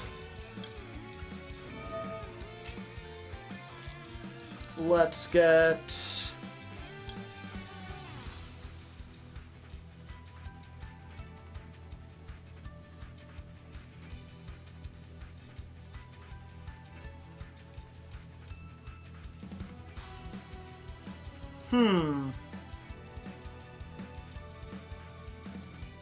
I could destroy this by battle beforehand.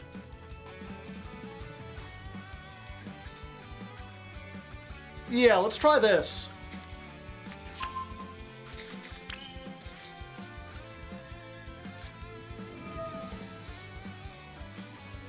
So, target a Scareclaw. Target a monster. I gain a lot of attack. Battle phase. 48!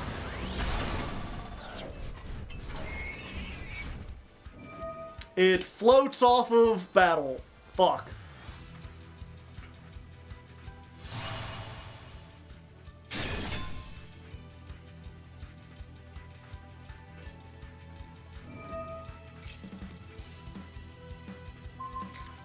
Goodbye! I think I can still do this. Okay, so we can summon this.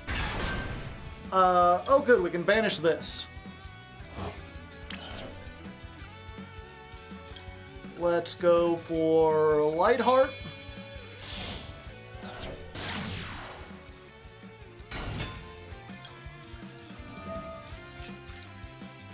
It's the field spell!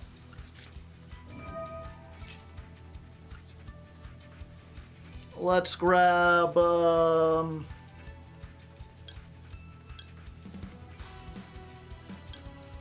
we want the attack one for now, because we're already in main phase 2. Special summon. Oh, I already used the effect to search. I forgot about that. What, you have Nibiru too?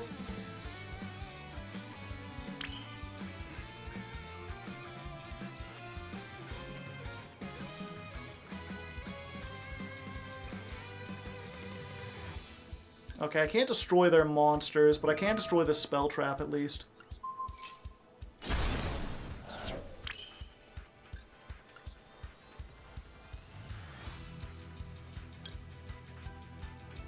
They can't be banished either. I could make Unicorn... Nah, I think we're just putting everything into defense. And hoping they can't find a way over that.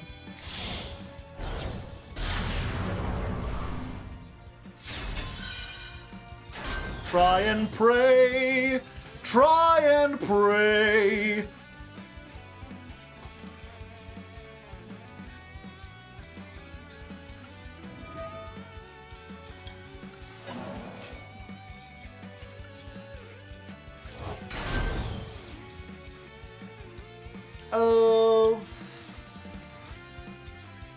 Yeah, let's just get the last one. We want our search. And let's go ahead and use a rival.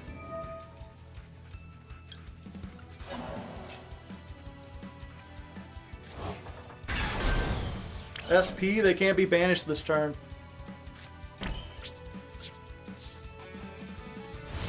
Alright, no Nibiru.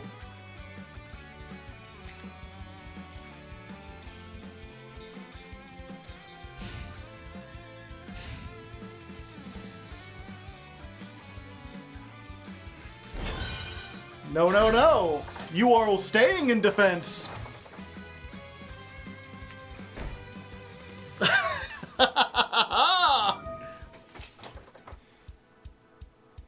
Okay.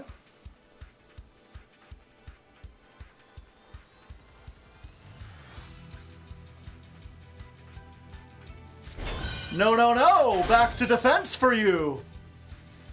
They tried to they activated this. I think they thought it would be in response to this, but this don't activate.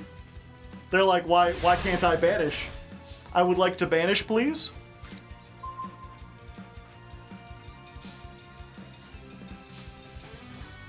Is Baloney the piercing? Yeah, Baloney does piercing! First, let's pop the back row. Thank you.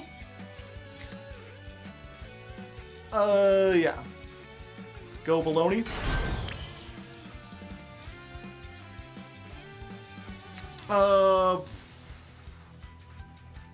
Sure.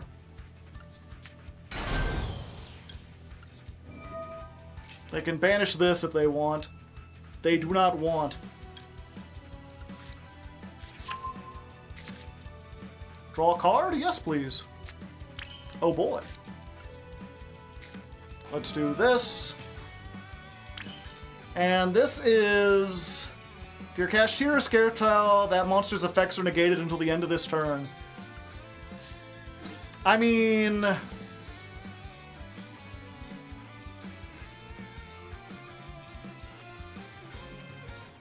Wait, why do I care? Yeah, I'll just do piercing. Nice token!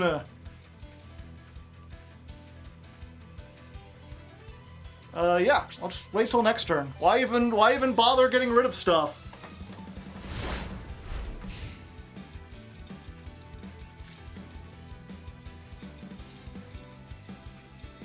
You can't Kurikara try hard. You can if it activates this turn, but it doesn't activate during the opponent's turn. Its effect to move things to defense is continuous. So even though it kind of like goes up like that, it's not actually activating an effect. Defender! Oh fuck, Defender might actually be a problem.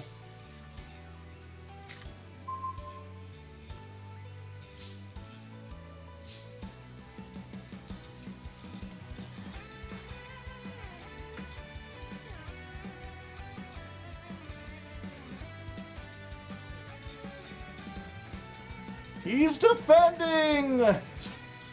Yeah, because the thing is, like, I can use this to try to pop it, but then they'll resolve the... I should have destroyed this while I had the chance!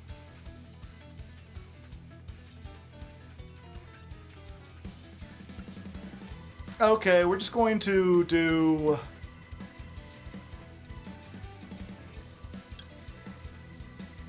We're gonna do this. I'm gonna use... You... You and you.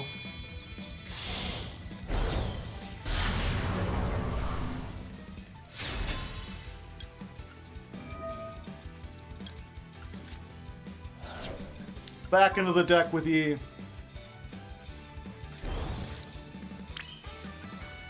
Battle phase. Yeah, there we go. Scare Cash kills Defender. I can't attack Defender. Oh, Scare Cash. Oops. I forgot, chat.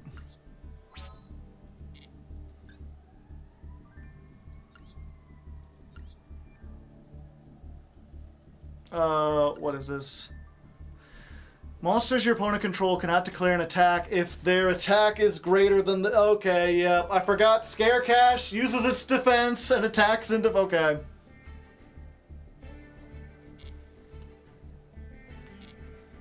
They didn't chain Agrine.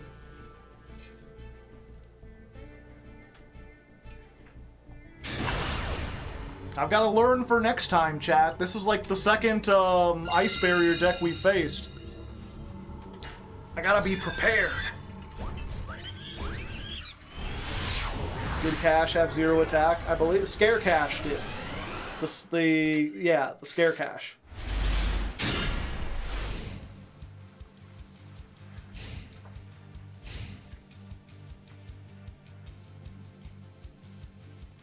Scare Cash, Tier Cash, cash in all day. Ooh, they've got the like 20th anniversary sleeves.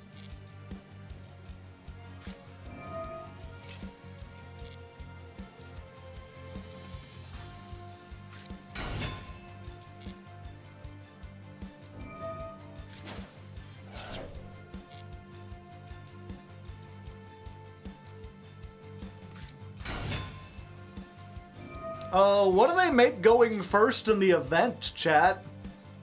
They can't make spheres.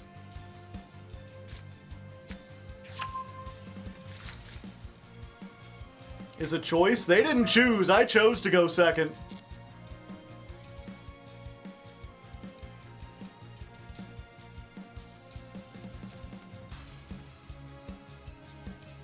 Moonlight? Doesn't Moonlight only affect high-level monsters?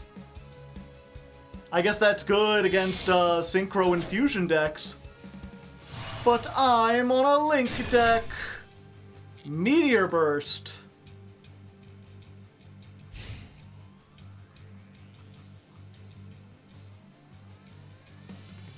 Okay.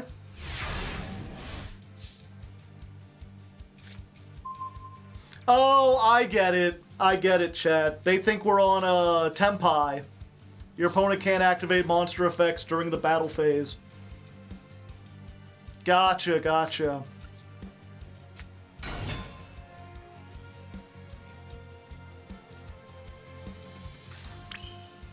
But I'm not on Tempai. I'm playing a different deck. Imperm and win? I don't even need to imperm. Why would I waste my imperm? Ash.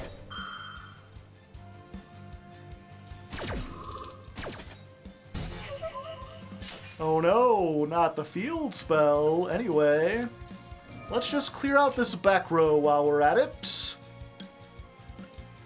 Set? No.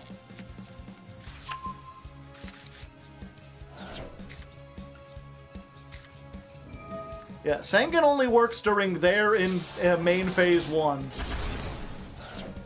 Alright, good, good.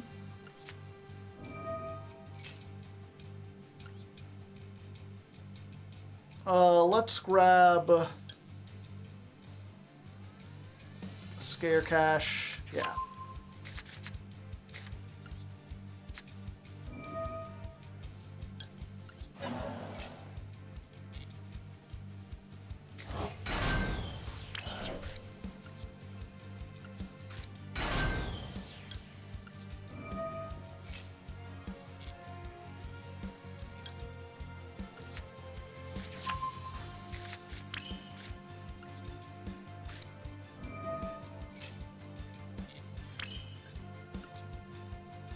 And then we make the boy. Hello, boy. There he is. Here he does. 2 defense. Oh, hello. Rude. I guess if you're gonna do that, I mean, I might as well.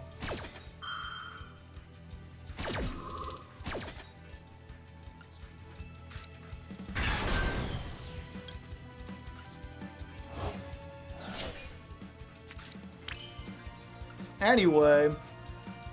Also, if they were smart, they would have taken the only level 3 I had.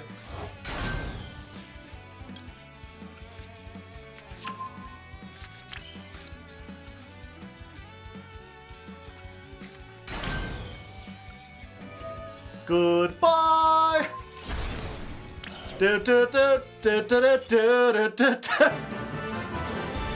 Can't Bestial on Earth? You think you're so clever. You're just Bill Nye the Science Guy down here, seeing through the veil of reality and telling the truths that no one wants to hear. Someone give that person a sub. Two-tone Terran. They just know everything. Chat, what is next month's deck? Well, I mean, since you asked chat, I won't tell you. Someone in chat can tell you.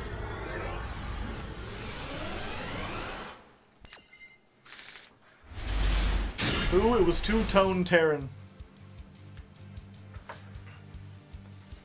But can they Bestial a Mars? Oh, throwing buckets, pointing out I am technically in chat. Thank you, Freddy Set Go.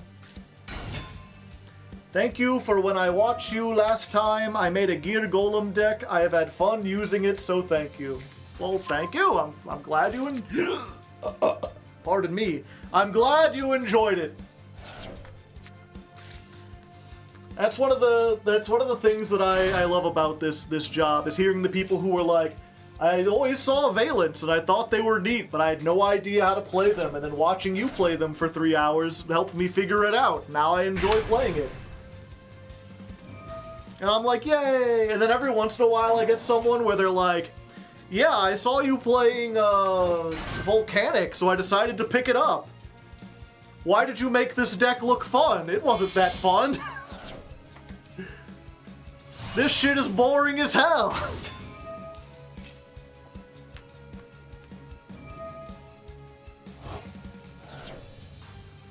We got 2 videos.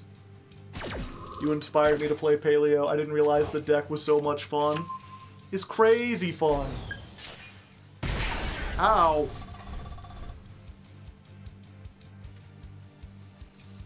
I learned Spriggans and Memento, and I enjoyed both. Yay. I love generators. Generators are probably my favorite Ixie deck.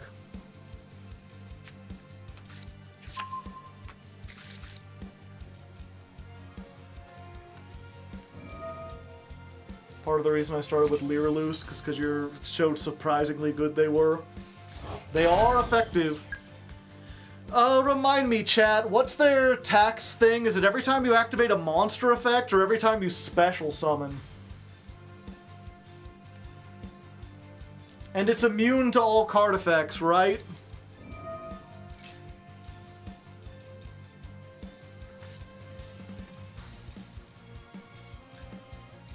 Anytime I activate a monster effect? Okay, so, like, twice.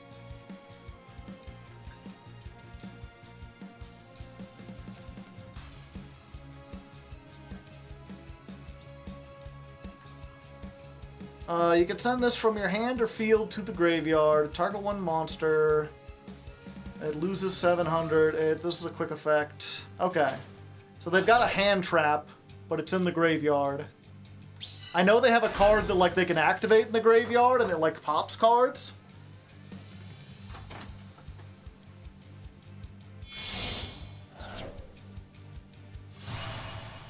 Tax Dragon can quick Raigeki. Can it? I don't think I've ever seen it actually do that.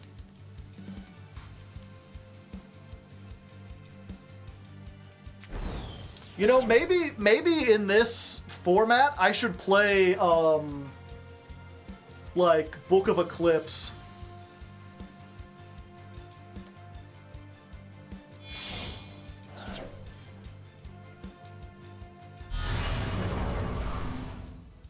Okay, now I can read this. Each time your opponent activates a monster effect, place a black feather counter. Then inflict 700. During your opponent's turn, you contribute this with 4 more black feathers, destroy all cards on the field. Okay.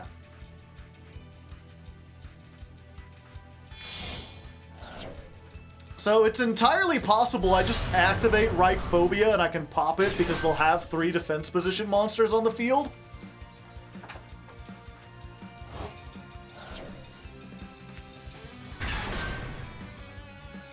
The only problem, of course, is that they have this thing that just pops a random card. So I kind of have to bait this out with, like, Wraith Soth.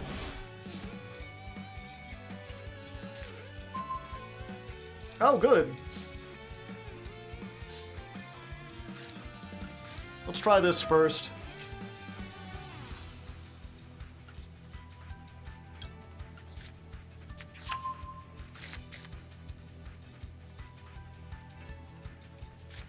Okay.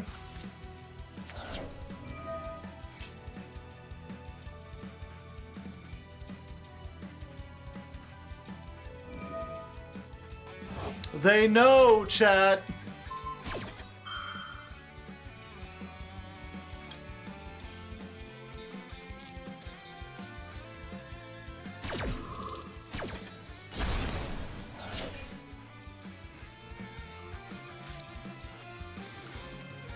Okay.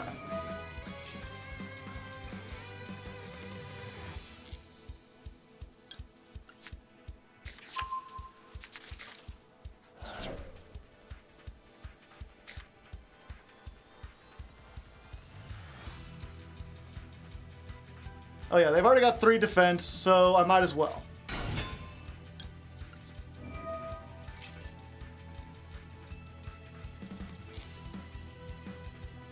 I think we go for this one.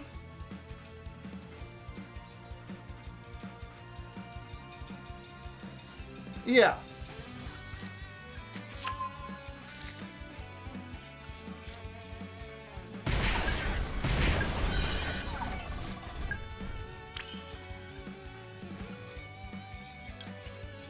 Oh, wait.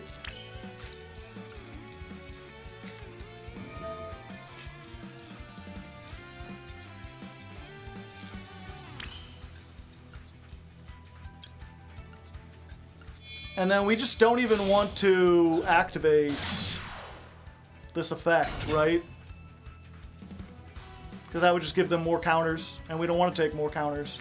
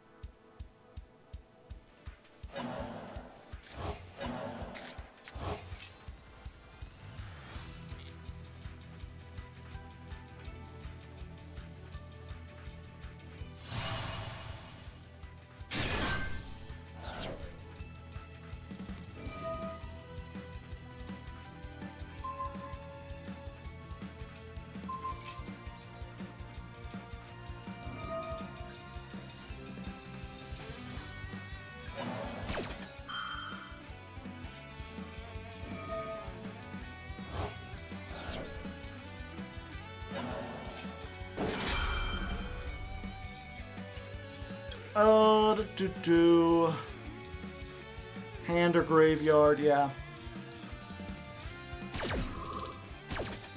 You're messing with the real deal!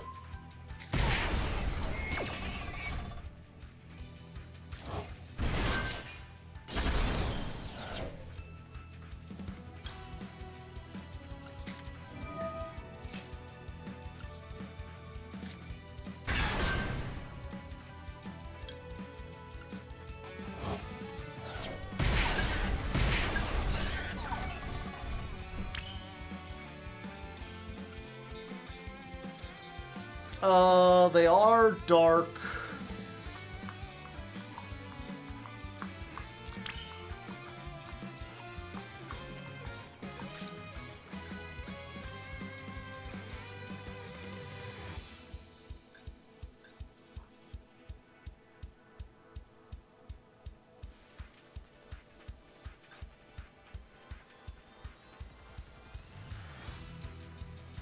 Okay.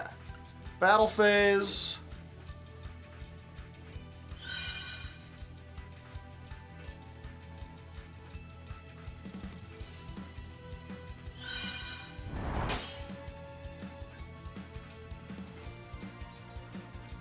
Oh, well then.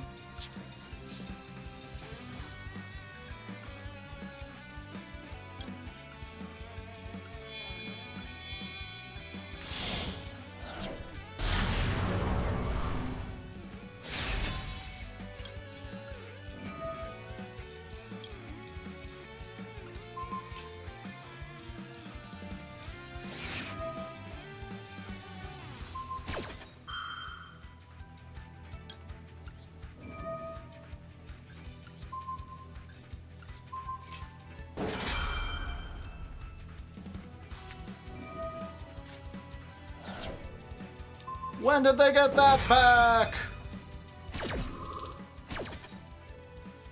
Yep, unfortunately we just got none of our board breakers.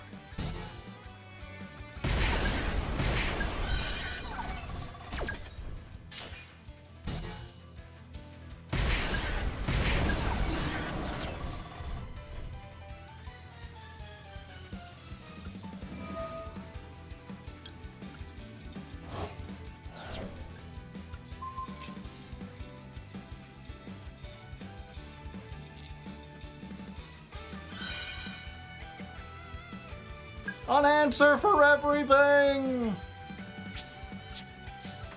Yeah, if we had gotten Lightning Storm, Raigeki, whatchamacallit, Feather Duster.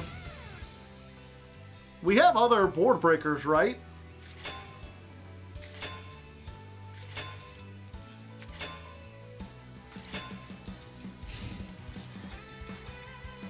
Yeah, you didn't have to move all those to attack mode.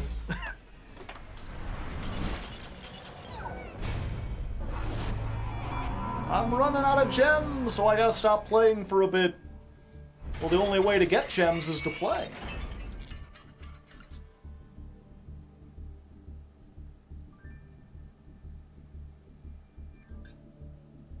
Oh, it's 13. It's really not worth it to get the gems, or to wait, is it?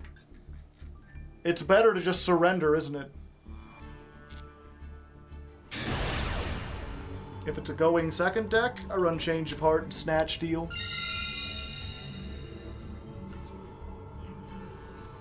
My problem is I'm capped on gems. We'll spend some gems and then do the event. Usually, even if there's not a deck that you specifically want, you know, rare cards are a resource. You can open up one of the selection packs, and your chances of getting a UR or an SR is higher. And then you have those as a bank you can break down.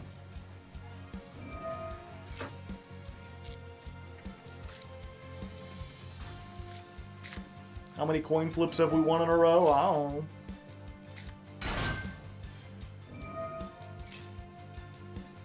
Wouldn't the field spell search?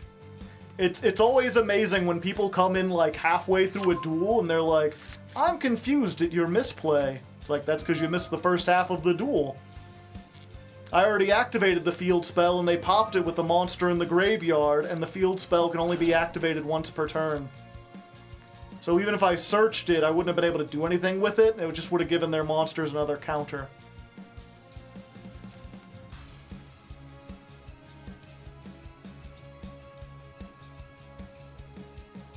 Yeah, but it's masochist. Oh.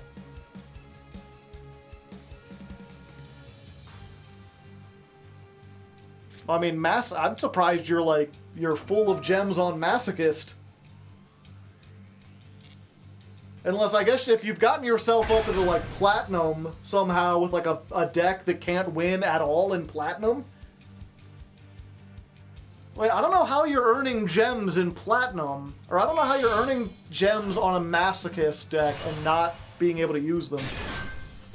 I feel like most of the problems people run into are with masochist is running out of gems.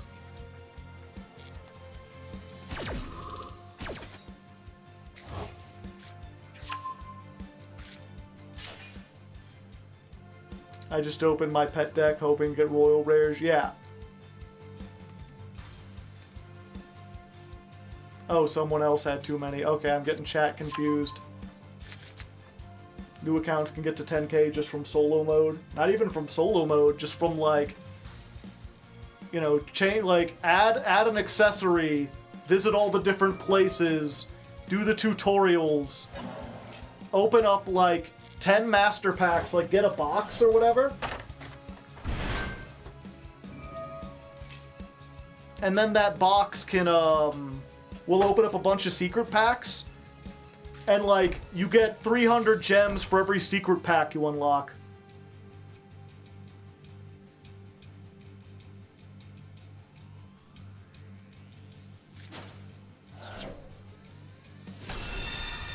Oh, hello, Bestial. They're lubing it up.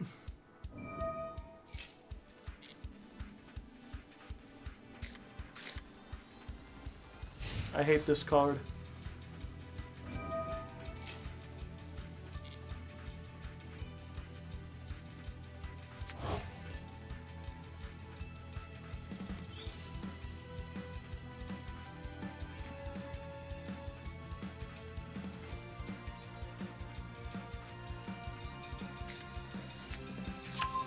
Druid Swarm!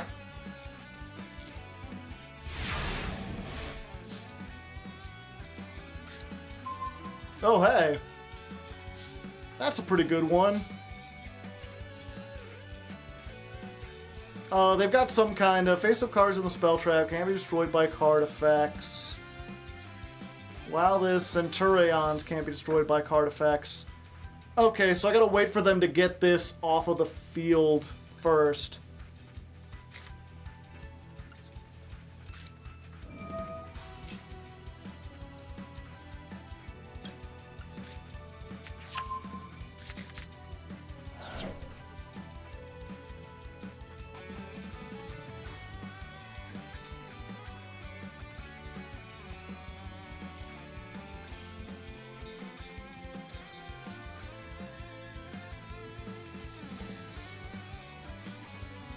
Fuck, they know.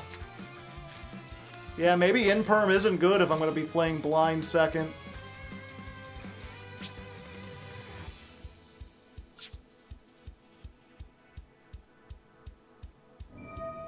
Okay, good. We were about to play a dangerous game of chicken.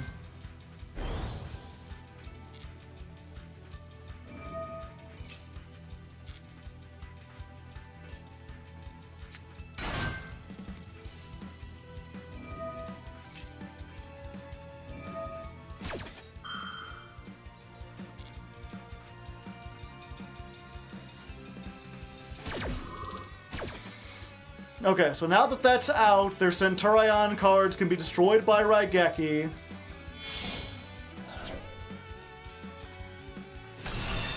They make Crimson Dragon.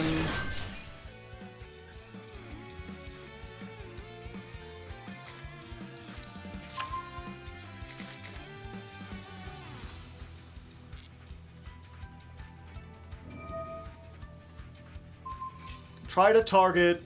And now I Imperm.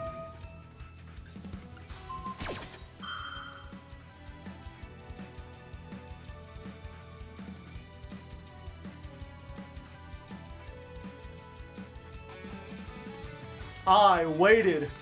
I was patiently waiting like 50 Cent in his prime. We ain't 50 Cent around here though, we're 50 thou. 50K is what they call me.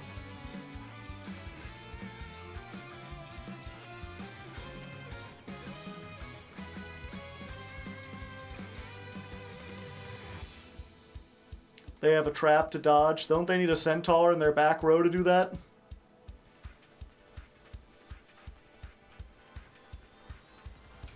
If they use the trap. Yeah, if they remove either of these, the effect fizzles anyway. This target needs to stay there, and this needs to return to the extra deck.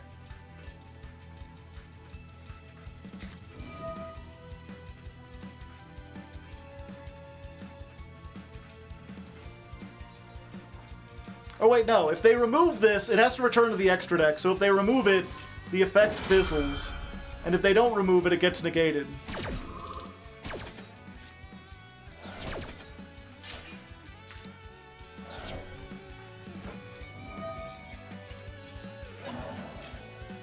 Put it back and draw a card.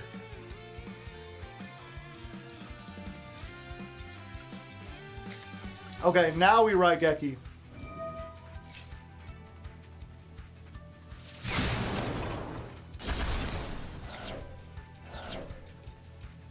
Then we triple tack. Show me that hand. Let me see the hand, buddy. What do you got in there? Okay, 2 of these. We'll just get rid of that Ash.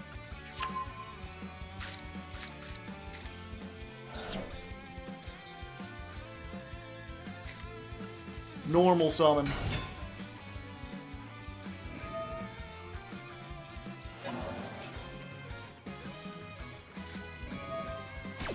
The fuck is this?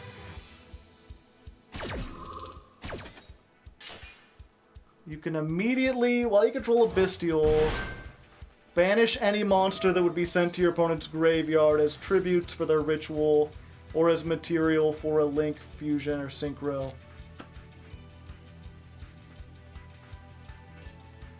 Well, fuck, I think that does it. Oh wait, no it doesn't, because I get an extra one.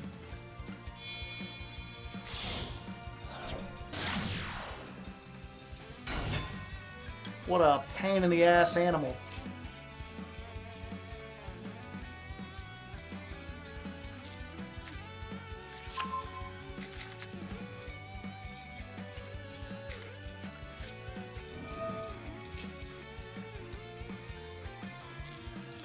Yeah, actually, why would you want this in this deck?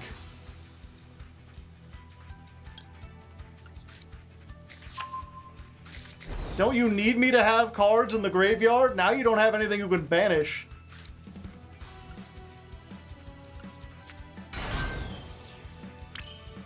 Okay, we special summon. We special summon. We get the search and the draw.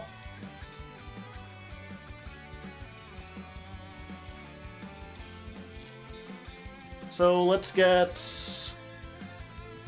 I think we still go for this. Yeah. And now, because they have 3, we can pop the back row.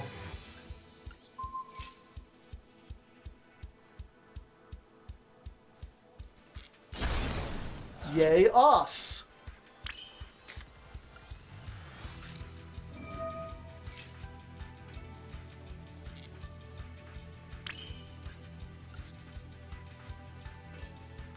Let's go for you.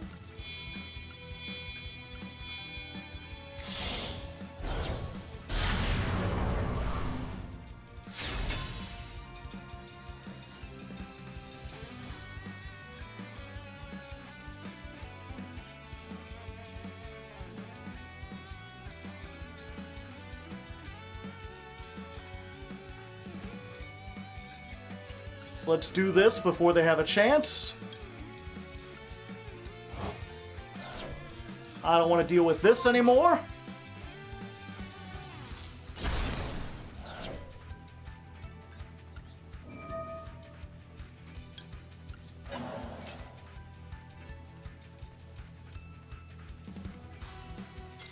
And there we go, ladies and non-ladies. The power of the elements. Average battle damage is 3090. Weird. Yippee! And we leveled up after 10 million years. What's funny is that, like, in that situation, if they had just let me go to battle phase, they would have won. It was one of those things where, like, I couldn't have activated the in-perm.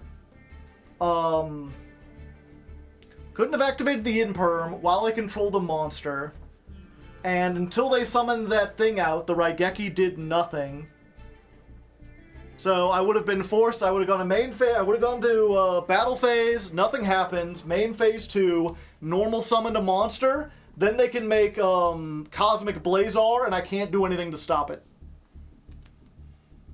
All I could do is I would have to triple tack to threaten the Blazar, and then once they negate it, I could Raigeki everything else, but that Blazar is just coming back. Synchro percentage is going... I mean, we're trying with the links out here. It just ain't working very well.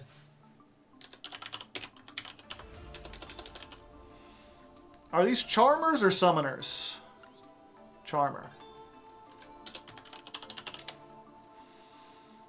We've been hit by Nibiru enough. Let's put this in here.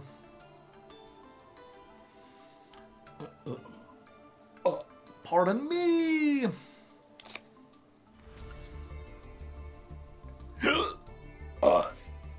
Double pardons! I guess we keep doing this. It's working pretty well. Kind of feel like maybe we want more board breakers.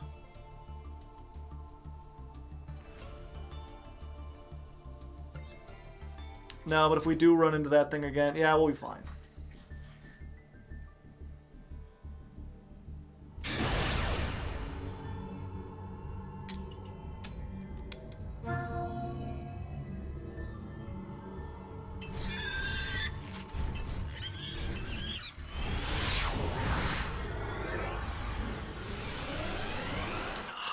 delicious water. The fruit of life! Once again, we got no board breakers. Oh, we're going first. Neat. Yeah, I've learned to just, like, we're not gonna get the +1. You want to, but it's better just to bait out whatever. Let's just defang them.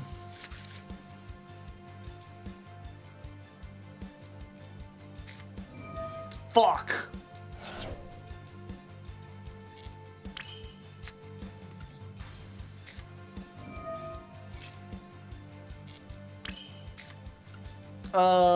We could triple tack, we could set something. Or not.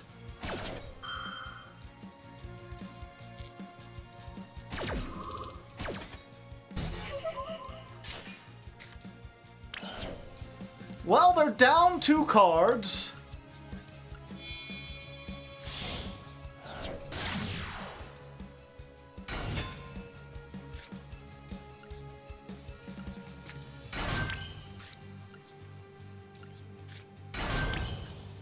Maybe that'll be enough.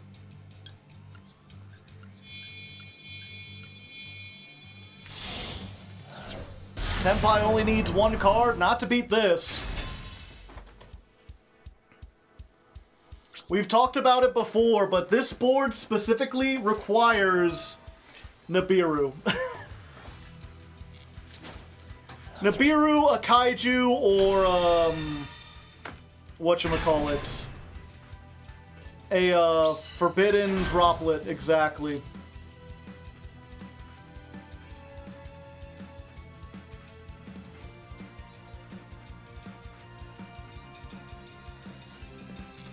Yep, let's just see if they have the combo, chat.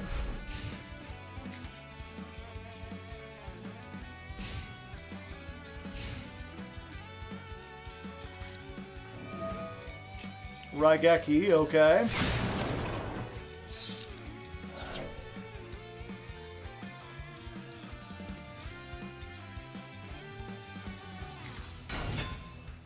And Pydra's full combo, right?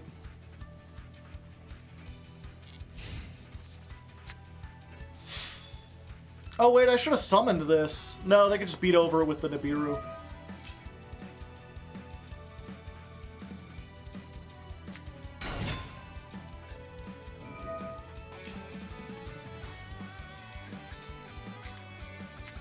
Chandra's full combo, yeah.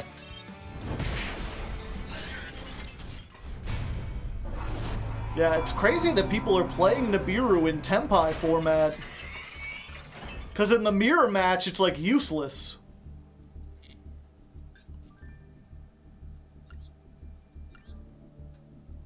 Yeah, they only had 1, they just happened to draw it. And Heat Wave!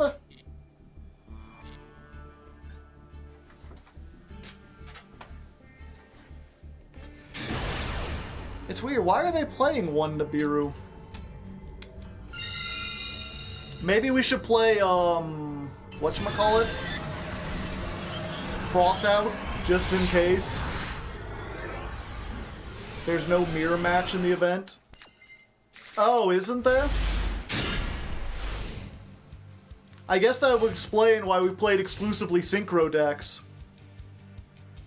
Maxi is banned in this event.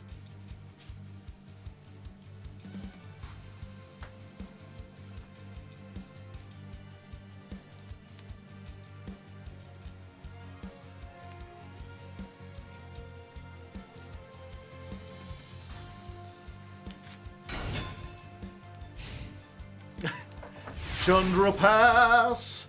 Chandra Pass! This only has effects in the battle phase, right? Yeah. Let's do this.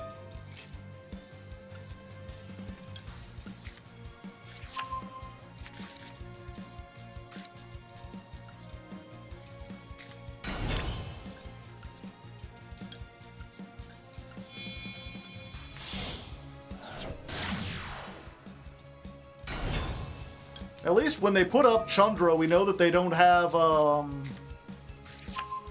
Imperm or Gamma. And if you're wondering why I haven't Raigeki'd it yet, it's specifically to avoid running into that.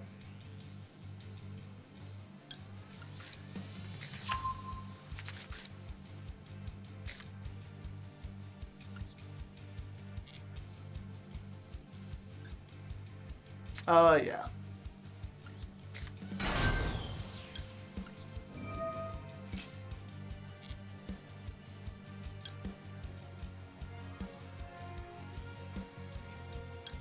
Yeah, I think we still go for this.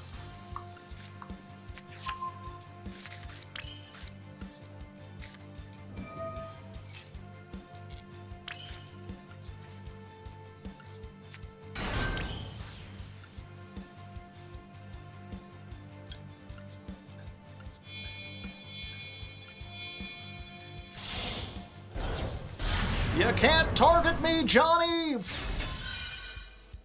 Go to defense. Sleep the big sleep.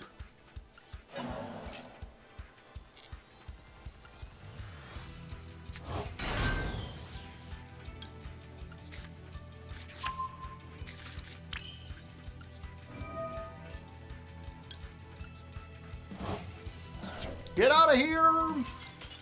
All right. And there you go. Easy peasy. If you go second against Tenpai, you win. Were they playing one Nibiru as well? No. They just had a bunch of spell traps. Or a bunch of hand traps. And these, which they didn't get and didn't set. Didn't get them. Didn't set them. Didn't do the things. Didn't vet them. Had some pants. Didn't wet them. Because I'm not a baby.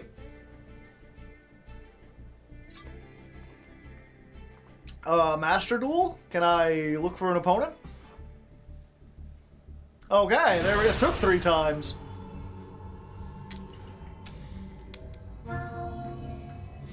Also, does anyone in chat know binary? This person appears to have a name in binary. See if you could translate this. It might be a little bit difficult. Type it into Google or whatever. But I'm curious to see what they actually put in here.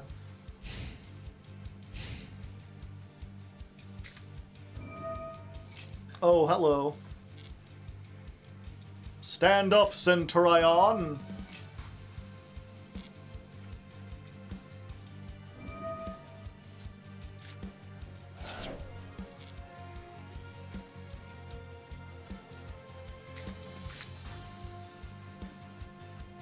Binary is 8 digits. I'm pretty sure you only need 2 for binary. 63. What the hell is binary? It's a way of conveying numbers that just requires 1s and 0s. It's not a character, it's the number 63. Gotcha.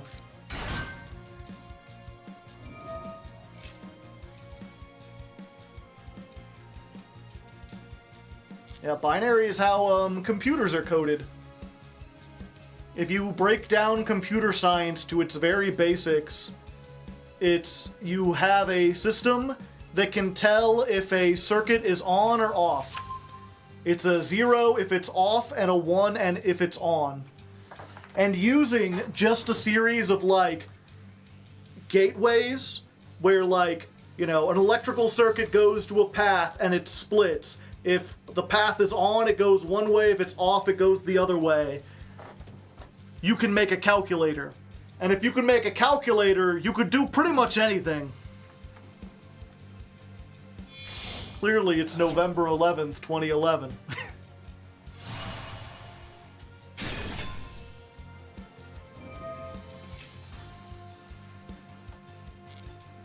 $6F if it's hexadecimal, yeah. You could also think of it, if you know math, binary is basically like a base 2 system. You have 2 characters.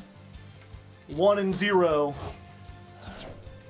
And so, like, 0 is represented by 0. 1 is represented by 1. If you want to go to 2, then you basically roll over like you would in a 10 system, where, like, the 1 goes in the first place and a 0 goes in the second place. A 2 is 1, 0. Oh, okay.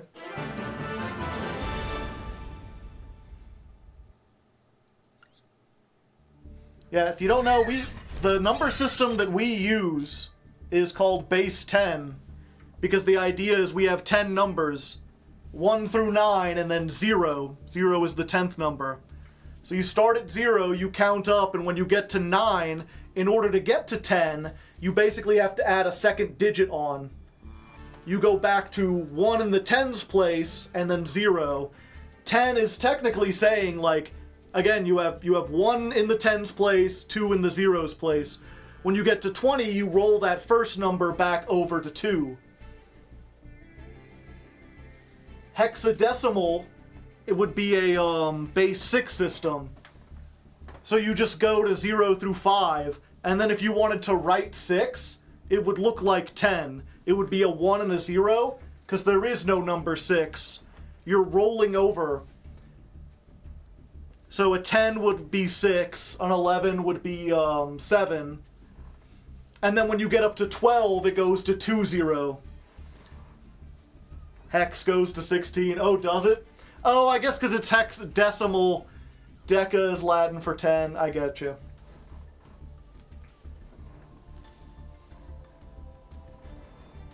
There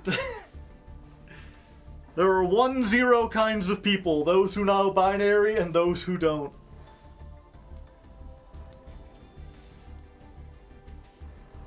It's 0 through F, gotcha. Okay. They start, oh, okay. I got that confused. I learned something today.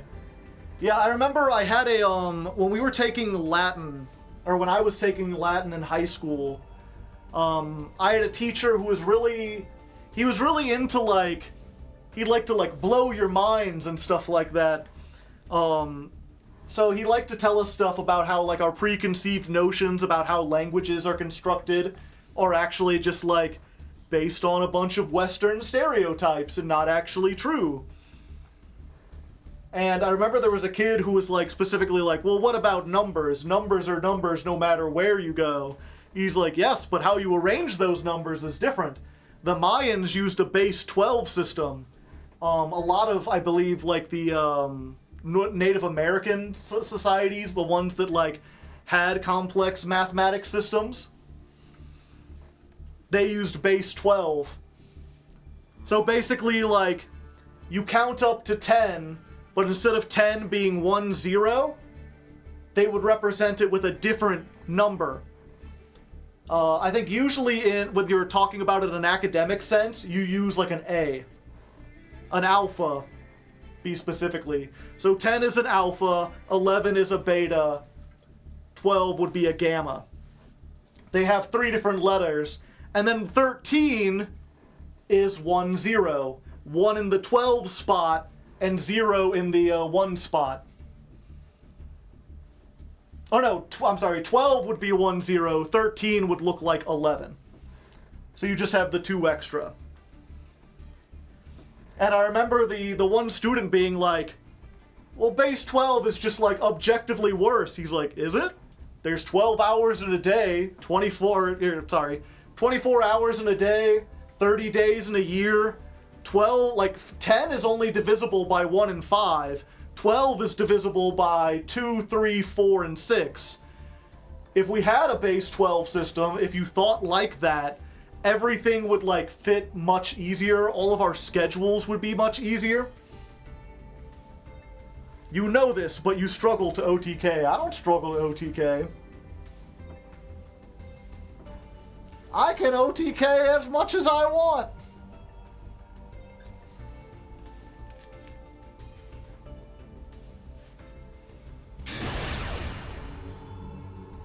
$60 minutes in an hour, 60 seconds, yeah. 60 is a, what's the, I can't think of the mathematical term, but 60 is divisible by 12.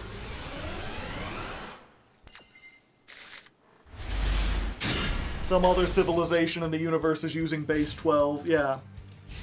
A multiple of 12, thank you, yeah. So, like, if you use a base 12 system, then all the things we use for time all suddenly make a lot more sense. Which I like, there's that, there's a Simpsons joke, or Simpsons episode, where the mayor, like, has corruption charges and he has to leave the city. And there's an old statute in the charter that's like, if the mayor is unable to do his duties, then the town shall be run by a council of the smartest academics. And so basically a team of nerds get together and they run the city. And they're like, we've made a bunch of changes. We finally instituted the metric system, including metric time. And they look at a clock and it only goes up to 10. They're like, 87 past 7. This is the dumbest I've ever felt watching a stream. Do you need me to, like... Do you need me to help, chat? Do I need to bring up the paint?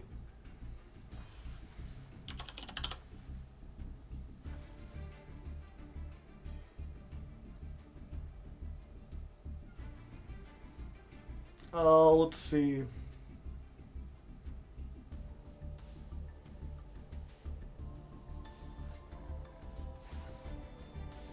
Okay.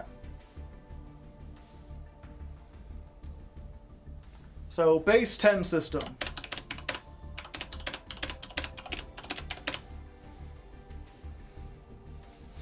You have 0 through 9.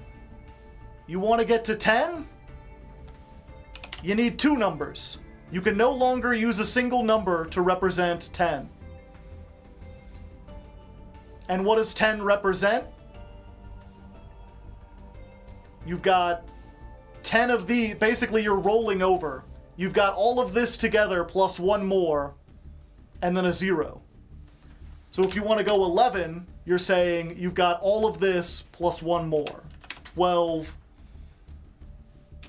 13... Let's just go up to 15. We've got these double digits. A base 12 system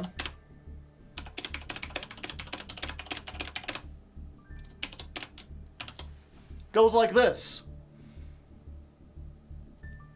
Just imagine after 9, there was another single digit number.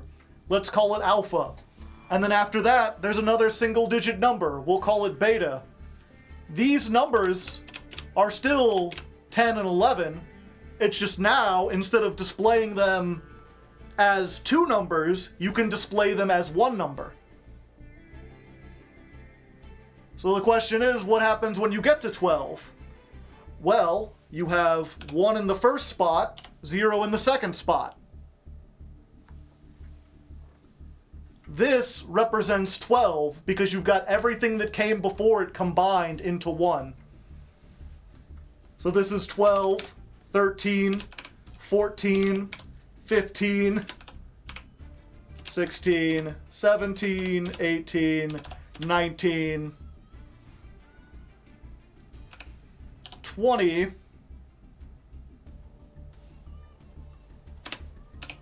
21, 22.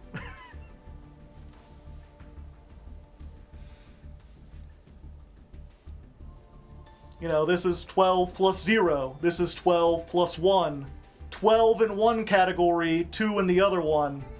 So 14, 15, 16, 17, 18, 19, 20. When you get to 21, this is telling you you have 12 plus 10. You skipped 13. Oh. That explains it.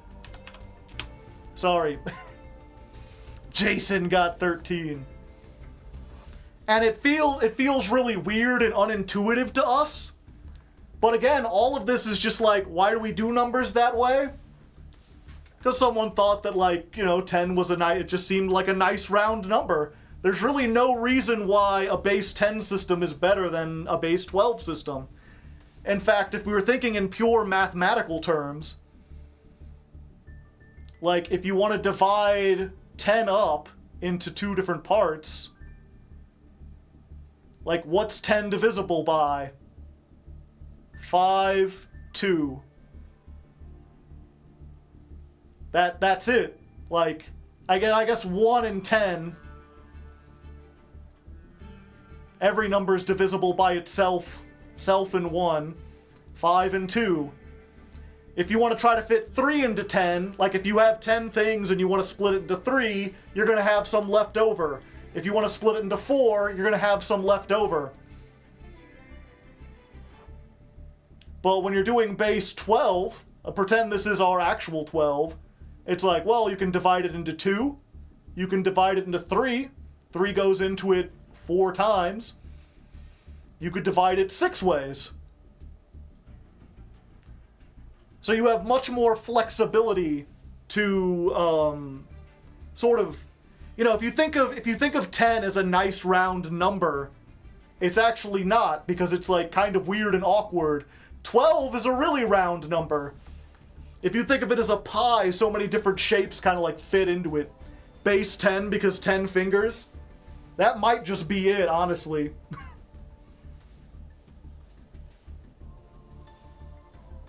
Highly composite math stream.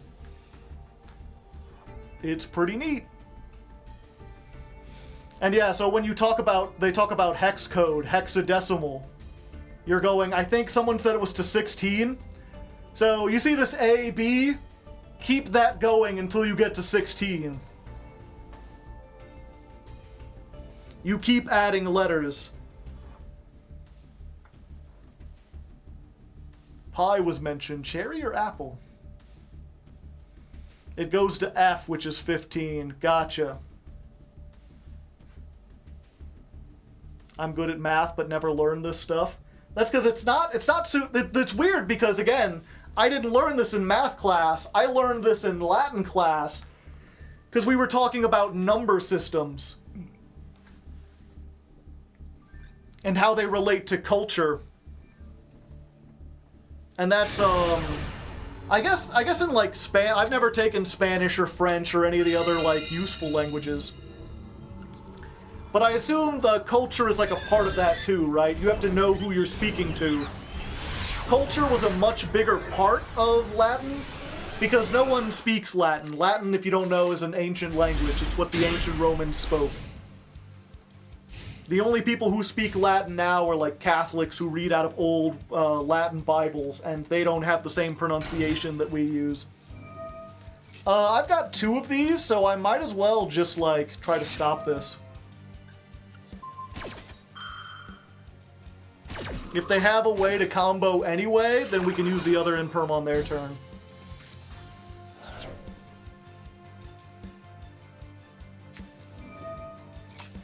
The Iris Sword Soul! If your opponent special summons a monster, activate one of these. Hand, special summon, deck, extra deck, destroy one of those. Interesting. Now that's a tech card. And they can make Auxilla with it!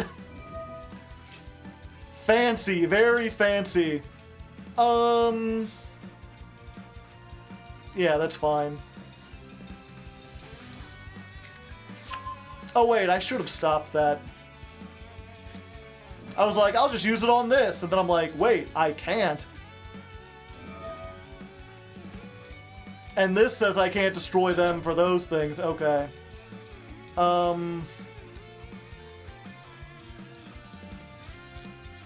Yep, I should have blown this up when I had the chance.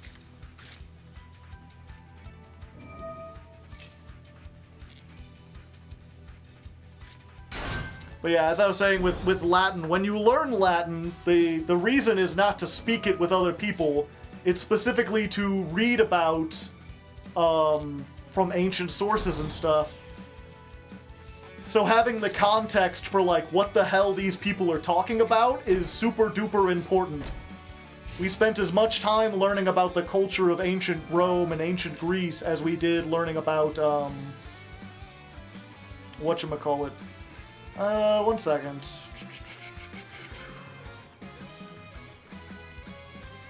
Yeah, we ghost over this.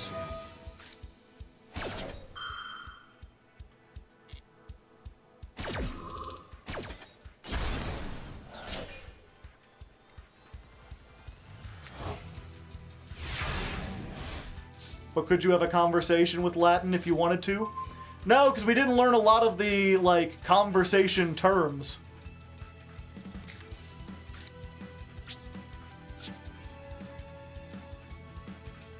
Right? Like, if you take Spanish, the first things you learn to say are like, hello, how are you? My name is Joe. Where is the bathroom? Etc., etc.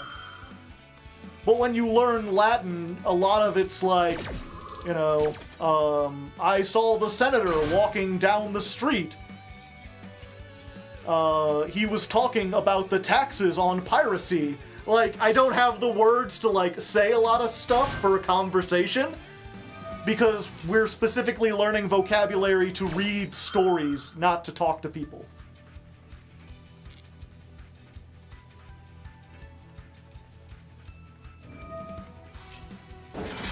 Ogred the Tuner, probably.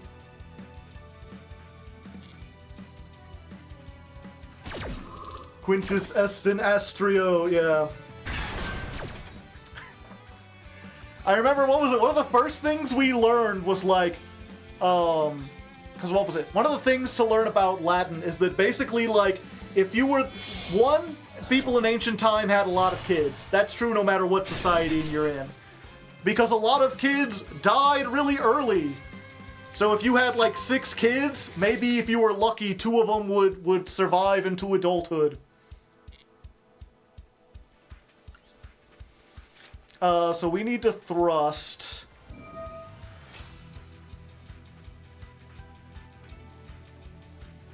But yeah, so if you had a bunch of kids, only a couple of them would survive to adulthood. Do I get this and secure what I have? No, because if they imperm it, I'm like dead. I'm just gonna roll the bones. Let's just draw it. Let's see what we got. But yeah, so a lot of after the first like 1 or 2 kids, they would have actual names. Like you would make stuff up or name someone after something. And then after that, they just started naming kids numbers. Like the word Quintin comes from quintus, which means 5. It's unos, duo, tres, quattuor, quinque, sex, septem, octem, noem, decem. Septimus, Octavian, those are 7 and 8. Kids number 7 and 8. And so when we were reading our story, one of the first characters we're introduced to are 2 brothers, like in the Latin textbook, who are Quintin and Sextus. With Sextus mean 6th kid.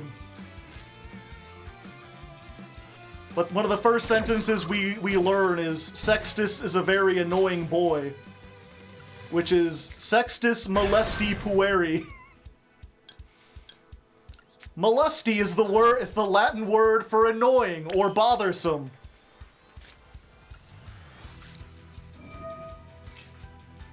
Sextus Pompeius, yeah.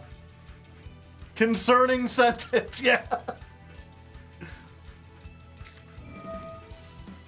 You fucking what? I was like, why would they make this? Now I get it. Touché, salesman. I didn't expect the Sword Soul blackout.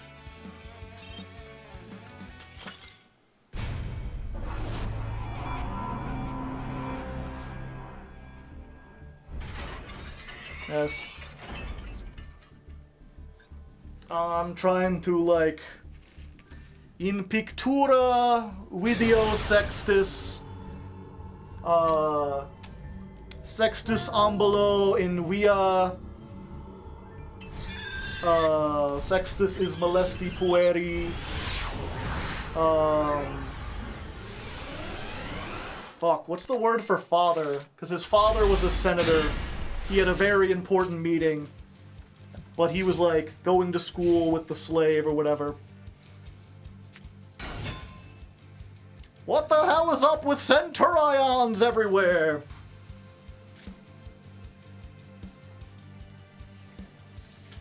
You can now comfortably learn Latin. Well, I mean, that's the great thing about learning, Italian. That's someone in chat. You can comfortably learn Italian. Padre, it's not it's pater. Sextus pater est senatorum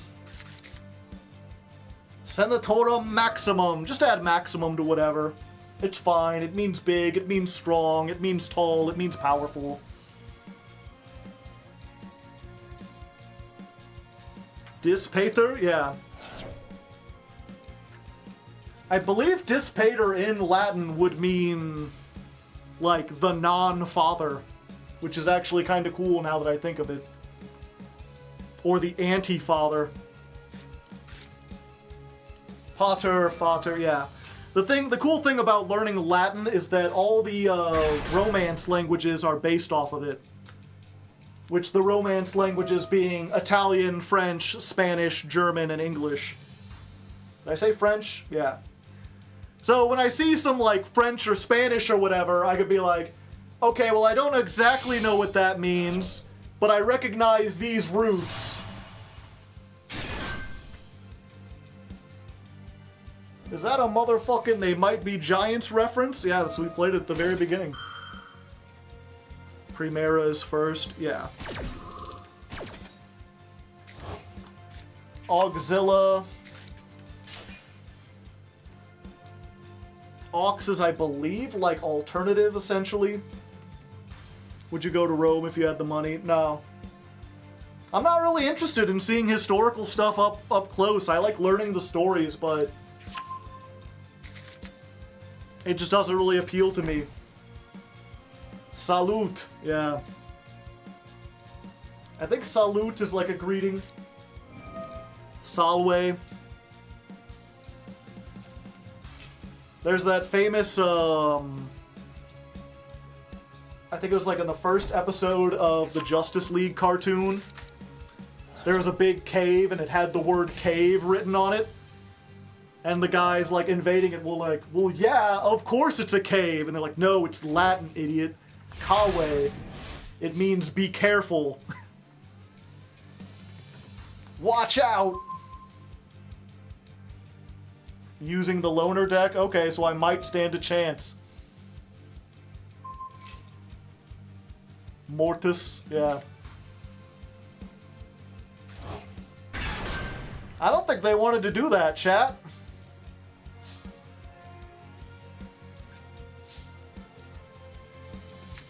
That protected all their stuff.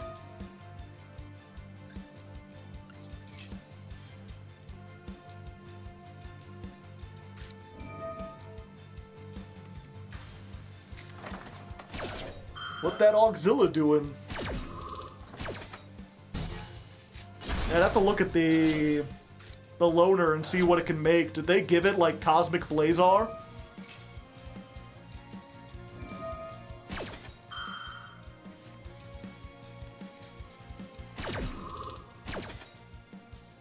Yeah, Latin's all, every time you learn a word in Latin, it's like you go back and you're like, ah, so that's where these 30 other words came from. Mort, or I think mortis means dead. So that explains like mortician, mortuary, mortal, mortgage. I don't think well, maybe. Until you die.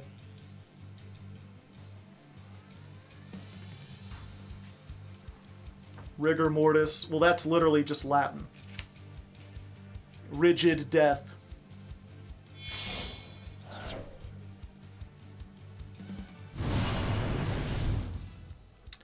They're so Sigma, they're so skibbity, they call him the drink. When he was a kid, they called him the juice box. But now that he's adult, he is the drink. Mordor. You want to know the Latin word for pig, chat?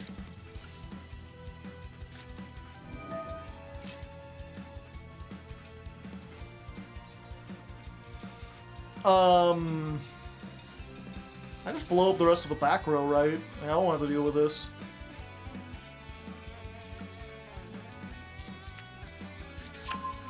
Cop. Wiggum.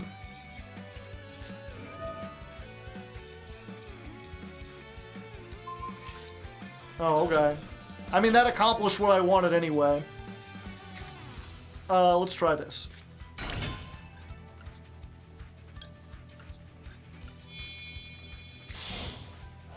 Is it bovine? No.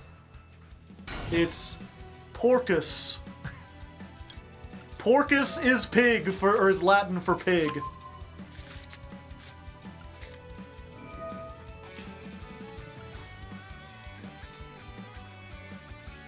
Ig pay Attenlay. Porcus Maximus is Latin for big pig.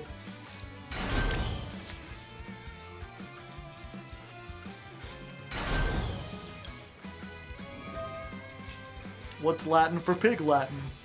Porcus Latina? In lingua latina. Oh wait, I think we need to go for this. Yeah.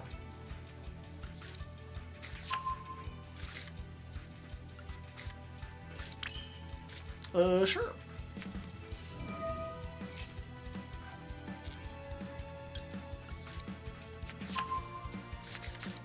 I might as well just blow this up.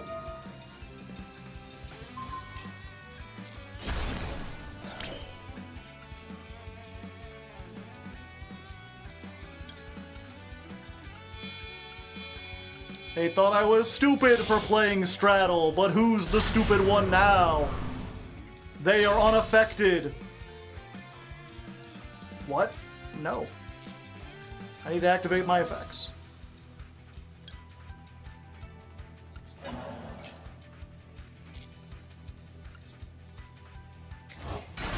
Actually, I'm just realizing it didn't matter. Nothing really matters.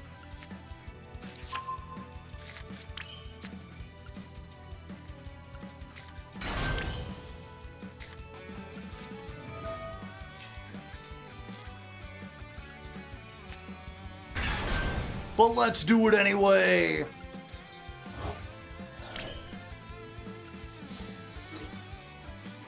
Battle phase! Go, Scareclaw! I want 3,000! 69! 69!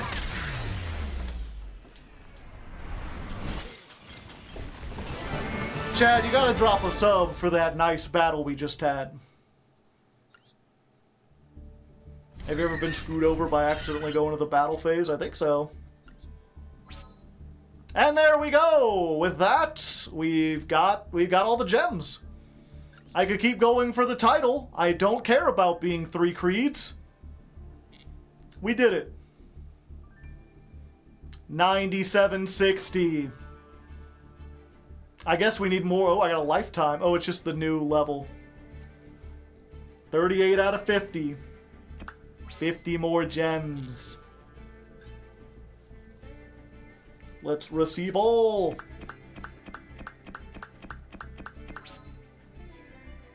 Three-pronged union?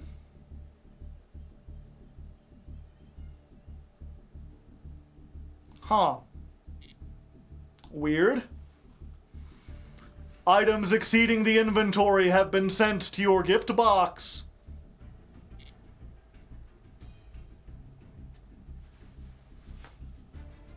Let's see.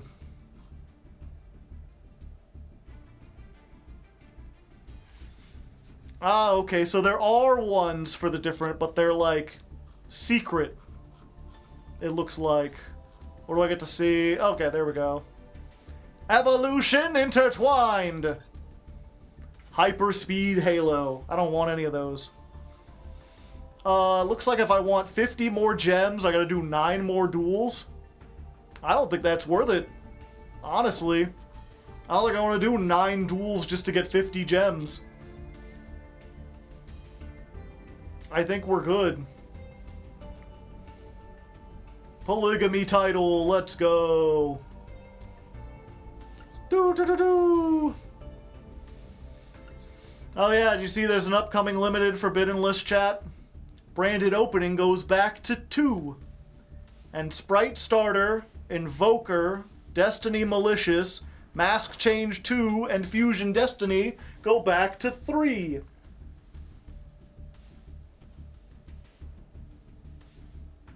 Latin lessons then? Probably not.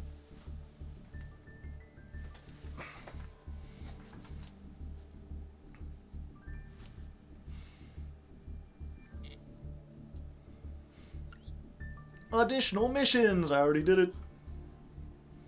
I already got them. Oh yeah, I was going to look at this. I saw this and I was like, this sounds like something I want to do on stream. So let's do it on stream! We are currently holding a survey in order to hear your valuable opinion. Go to the Yu-Gi-Oh! Duel Links official site to view the video of Yu-Gi-Oh! Duel Links Presents Solid Vision Experiments VR demo that was announced. We hope it gets you excited. Those who answer the survey will be given 20 whole gems! They're really being stingy. Okay, give me a second.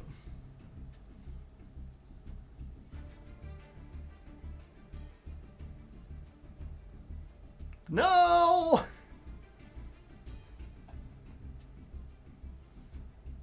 I forgot I, like, Control-Alt-Delete and shut it down, Firefox. So now it's restoring all my tabs, and one of them is that goddamn Bernice song. Bernice, Bernice, Bernice, Bernice, Bernice, Bernice, go.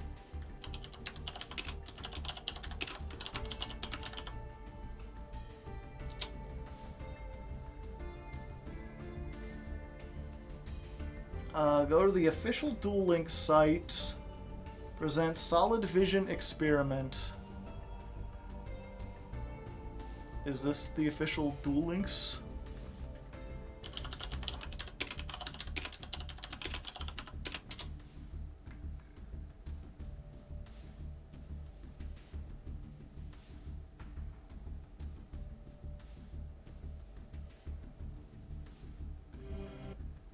Fuck, this is 10 minutes long? Holy shit. You're giving me 2 gems per minute.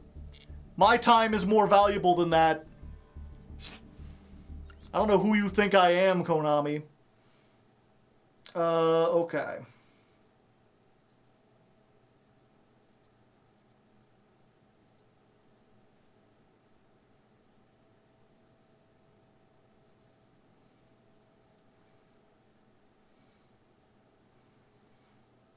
We're playing this shit on ×2.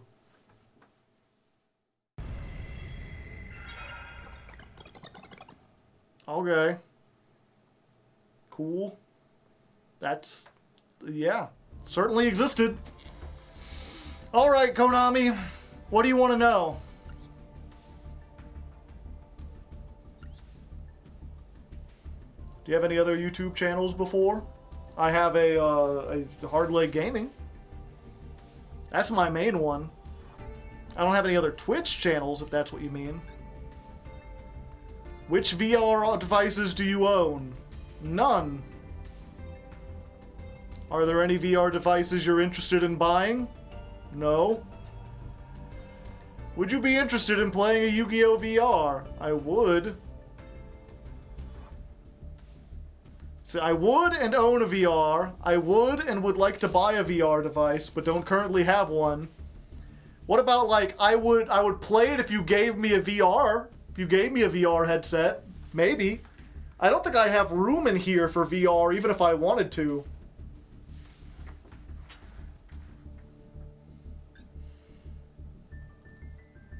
What's your favorite series to do? What do you mean by series? Phrase that as a multiple choice question. So I guess I'm not interested. This question is for those who would be interested in playing a Yu-Gi-Oh! VR game. Well, I am, even if I had to do this. I want PvP. I want card collecting and deck editing features. I mean, I want to be able to edit my deck. Why is that paired with card collecting? Why can't I have all the cards and also edit the deck? That would be neat. TK, Nick... Is that Nick Fury or Nick Furry? I think it's Fury. I think we're getting a Fury raid? That's probably better than a furry raid, although, you know, whatever floats your boat. Welcome, raiders. I'm a Hardleg Joe, if you didn't know. I mean, I have a furry companion. This is Critter. He's an ox. Yeah, he's got fur. Yeah, it's like rubber fur, but it's still fur. Yeah, he's cool. He sits back here and watches. Furries can be furious, yeah. It's the guy from Avengers. Heyo, how was your stream? You have a good time? Okay, what would you like to see? I guess I want this because I want deck editing. The ability to link. Yeah, I guess if they're gonna make me recollect the cards, I would rather have the ability to link over stuff from Master Duel. Story modes are cool. Other, I want access to all the cards from the start of the game. Don't make me gamble for them. Don't make me open a million packs full of stuff I don't need. Just let me play the game. If you do that, I will give you so much money.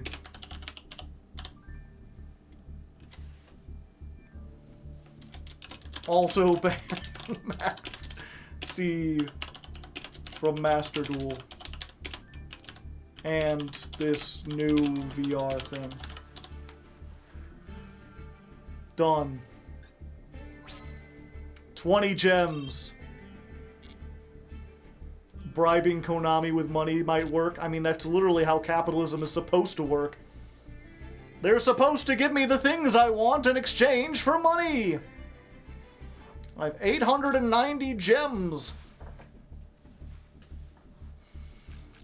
So we already know, chat, next month we are playing,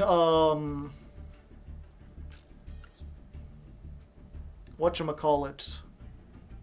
Next month's ladder climb, we're playing Ritual Beasts. That's what won the poll for this month.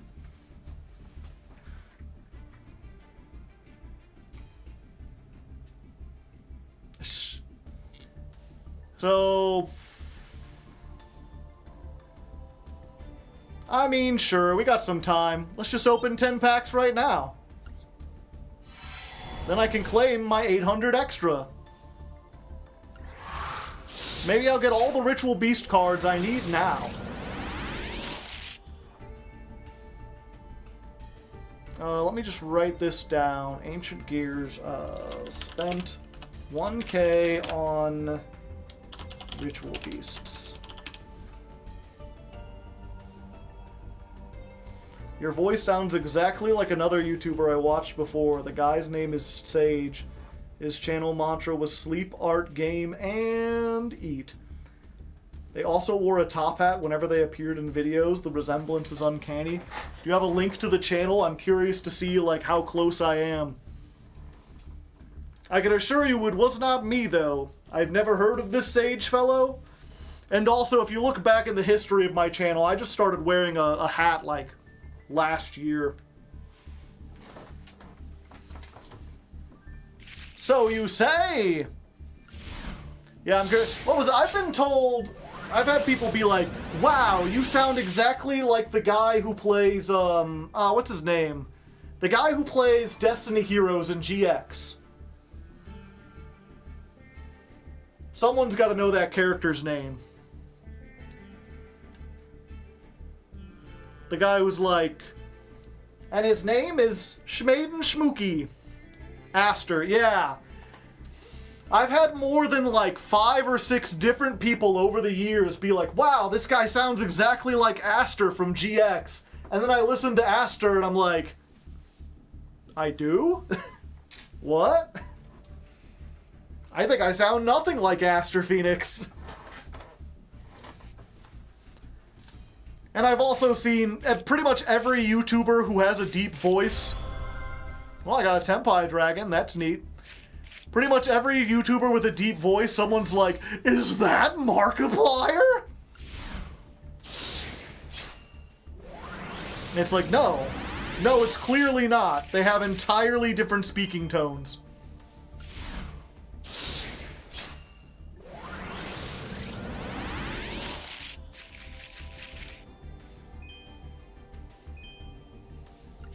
Yeah, if you have the link to that person you were talking about, though, you can just post it in chat.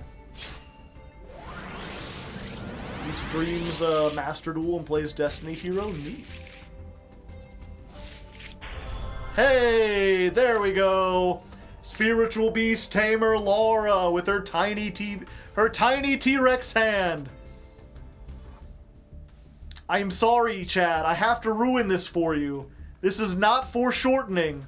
Her hand is going out like this. It's not going forward like this. Because this hand is the same size as this hand. If it were closer, it would be significantly bigger. But it's not. It's going out sideways, and her elbow is right here, which means her entire forearm is this tiny little nub right here.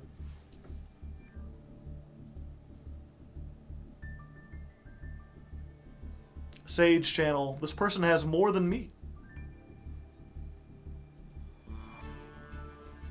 They have more than me, and their thing has... They stopped releasing videos 2 years ago.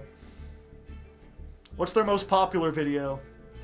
Space Engineers. My one friend was really good at that. That's 10 years old, though. They probably don't sound the same 10 years ago. Let me finish opening card packs, and then I'll do it, because I'll be able to turn off the volume of the songs. He's a little baby arm. You should explain it every time you summon her. Oh, I will. She lost her bicep in Vietnam. They had to attach her shoulder straight to her elbow. She fused one too many times with Canahawk.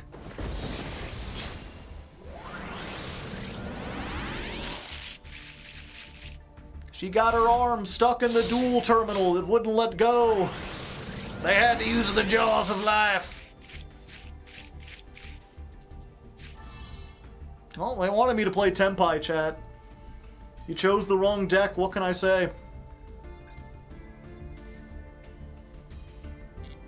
I assume I need like 3 of those all together. Okay, can I claim my gems now? Yeah! They call me the drink. I'm not even the cup. Okay, let's go ahead. Hua. Behold. Sage. Sleep, art, game, eat. Let's check their last video. Hello, I can say you're on the Sage channel, and let's pop an elevator. And I think this will be the last episode of Dead Space 2. No vents. A safe elevator. A safe elevator. Safe elevator. I like the padding there, by the way. And the lighting setup, too. God, I love the art of this game, especially in the government sector. Wow. Bit of an elevator ride. It sounds like this, though. I missed the map system from the first game. Yeah, his voice is a little higher. Oh, yeah. 1 second, let me do elevator ride. At times like this, though, I miss the map system from the first game. God, I love the art of this game, especially in the government sector. Wow, bit of an elevator ride. At times like this, though, I miss the map system from the first game. It's times like this I like the map system from the other game. Map system from the other game. From the first game. Map system. Elevator ride. At times like this, though, I miss the map system from the first game. I mean, he's got like a cadence that's kind of mine, but I'm not super hearing it. It's like a little like, it's one of those like, well, it is a white guy, probably in his late 20s or early 30s. So, you know, close. 11 years ago. Let's look at their first video. Minecraft Tekkit founding 001 an empire. Wow. I mean, to be fair, my thumbnail design is not great. But this just lacks the idea of, like, founding an empire shouldn't be broken up by the 001. This should be, like, moved over to the side, right? So you can read it. Hello and welcome to the very first ever episode of, here it is, Founding an Empire. Now you might say, oh look at that, it's already been founded, a big castle, that's the best possible way to found an empire, isn't it? Build a big fortress and all that? No, the best way to found an empire actually isn't to build a fortress, it's to build the capital city. And that's what I'm going to do. And, you know, you might be saying, well, you already got all these supplies. No, I'm going to abandon all this because this is old stuff. This is, you know, a test. This is sort of, you know, spiffy, make stuff work, a whole bunch all of kinds mods. of amazing stuff with a friend. And, you know, speaking of friends, there'll be a few friends showing up every now and again. There's a... I like it just, like, not even explaining the concept of the series. It was old YouTube. That's cooking. Let's take a break. A nice break. How does he end? Is there a sign off? Like I did with Prometheus. I'm sorry. I didn't tell you how to end it, you know. Yeah, I'm sorry. Okay, see you guys next time. See you guys next time. Rewatching these is a huge flood of memories. I approve the spiffiness of this video. Okay, let's check out his most popular video. Hello, EctoSage here on the Sage channel. Let's sleep, art, game, and eat. And I thought today I'd show off my deep... That's why he's called Sage. I get it now. Deep space exploration ship. Which this isn't. This is just a buggy I just built to get around. Deep space exploration ship is that thing over there. I built this actually before the game was officially released, so not yesterday, but the day before. Now that the game's out, I figure it's still an alpha, but you know, let's just. Yeah, I'm not really super seeing the vibe. A little bit, but I think it's clear, like, that's definitely not me. It does make me, you know, I always like to be nostalgic here, chat. Let's look, well, first of all, most popular videos. Just want to point out, the Earth Machine, 346,000. The Christmas episode with Ojama Lime and Rada and Duel Logs, 346,000. This one's going to become second best, chat. It's got like 1 or 2 more days and it's going to overtake this one. I didn't think it would happen. I was surprised when it beat out the Yugi Twoop art gallery. But who knows? Maybe this can actually dethrone the April Fool's Day video. A year after it came, it's been 8 months. It's still generating stuff. But let's look at the oldest video that's still up on the channel. 10 years ago. So this person started like a year before me. So if that was me, I would have had to have been doing this alongside. You ready to begin then? Are you ready to begin then? I was born ready to begin. I We wasn't. still have to do the intro and everything. I wasn't born ready. So everything before this is just, man, my leg's falling asleep. Wow. You should get harder legs. Wouldn't have that problem. Hardleg and his friends, they're gonna play a lot of games. It's Legs Play.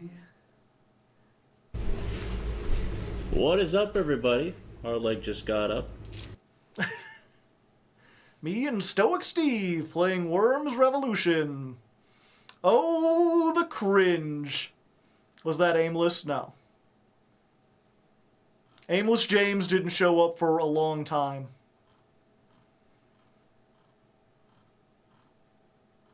Let's see. He was in the Dark Souls. Are you prepared? Are you? Is your soul sufficiently dark enough? Because I could throw up some like lampshades, maybe a couple curtains, some purple ones. That would really block the light in your soul, you know, from getting out. And yeah. Hardleg and his friends, they're gonna play a lot of games. It's Legs Play. Hello and welcome to Legs Play. I am Hardleg Joe. Here with me is Aimless. Aimless James himself, and we are playing Dark Souls. Prepare to Die TM edition. I've never played this game before. Well, I played the intro. He did a good job on the intro. He died. Yep. So that's the old content. If you ever wondered why the channel is called Hardleg Gaming, it's because for many, many years I had a bunch of gaming content. And if you're curious about if that gaming content was any good, the answer is clearly no. But some people are nostalgic about it, so I leave some of those old videos up. Banging openers. Yeah, that was the one thing, is I had pretty good intros. Those singy songs. The Deck Exchange show. Hardleg Joe plays Yu-Gi-Oh! It's the Deck Exchange.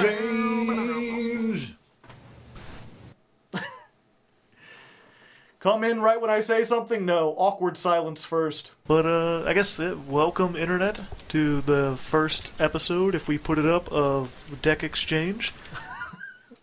That sweet hissing audio! I did not know how to do any sort of audio adjustments. Complete lack of confidence! Duel, yeah, some people... Okay, let me see if I can find it real quick. It was after the Deck Exchange ended, which we did for like 4 years or something. Do a subathon once maxi. I don't have like any... What would I do for a subathon? That would be work, and right now most of my work is being used on The Legend of Lefty.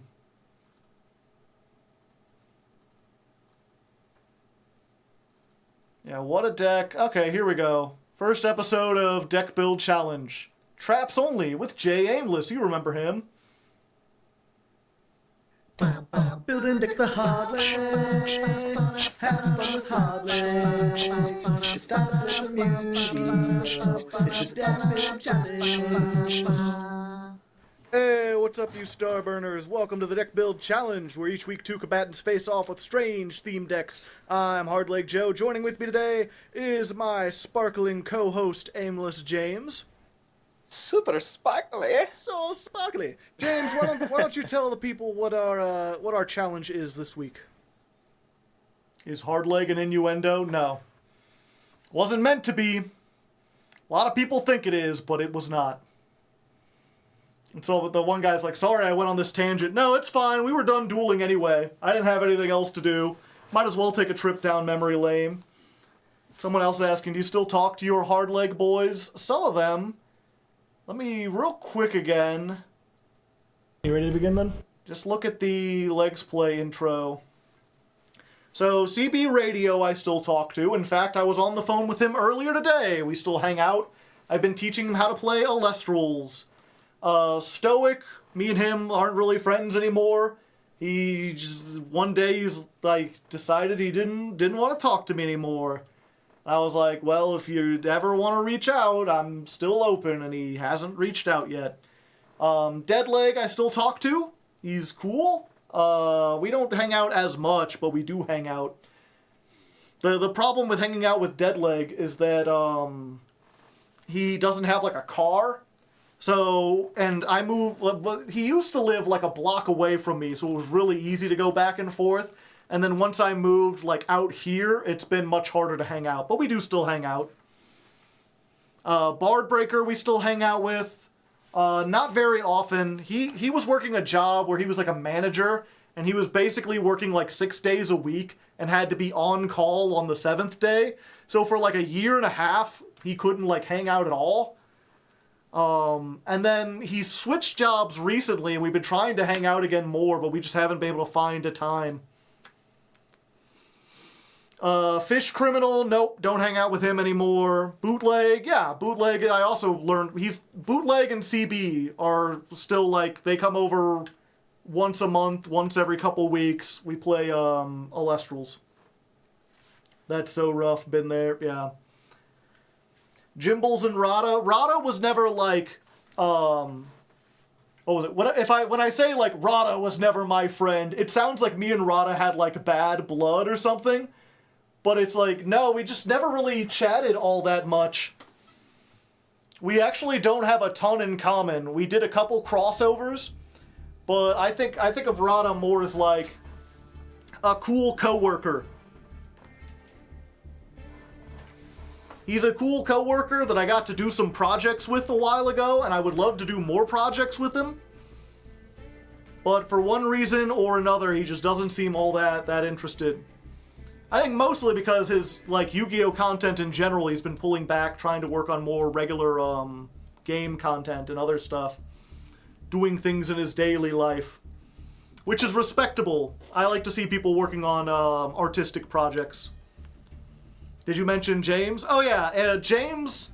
What was it? James wasn't in the original one. I still talk with Aimless James. He moved to another state where he's like a 12-hour drive away. So I only hang out with him when he comes in town. Like every 6 months he comes into town to visit with like his parents and his old friends. And when he does, we get together and hang out for a couple hours. We chat occasionally online, but he's also working a lot. Jimbles is, what was it? I know Jimbles actually better than I know Rada. Because me and Jimbles would like chat for a while. We've done a couple little things like outside of recording. He was on board when I was trying to make my RPG. He was helping me with that. Because he's really big into like tabletop RPGs and different systems and stuff. But we haven't talked the last year. He's been doing like, he's also been going through stuff with his work. And I think he moved, and he might be getting married. He's just been doing a lot of stuff in real life. And while we've been like friendly, I don't think we were ever like super close where he's gonna like keep up with everything going on. Jimbles is a pretty cool guy, yeah. I would love to hang out with Jimbles more. He just doesn't seem as interested. Jimbles is married now? Nice. Oh, Jama Lime getting married. Rada's Ultra Kill video is his most viewed video. I think that's worked for him. What was it? It was his most, but then he did that one on that game I'd never heard of that was like a Flash game or something. And I thought it was really cool and really interesting, but it did like terribly. I believe he posted on Twitter that it was like 10 out of 10. If you don't know, every time you upload a video on YouTube, it ranks it compared to your last 10 videos. And especially if you've got a channel that only like uploads once every 6 months, your last 10 videos are being compared back like over the years. So for something to be like a 10 out of 10, you generally want every video should be like at least a 5 or a 6 to do as least as good. You want every video to do as least as good as your previous one. Sounds like you're ending. Have a good night. Have a good one. Usually we stream a lot longer, but you found us at a weird time. But I usually do Yu-Gi-Oh! Every Tuesday and Thursday.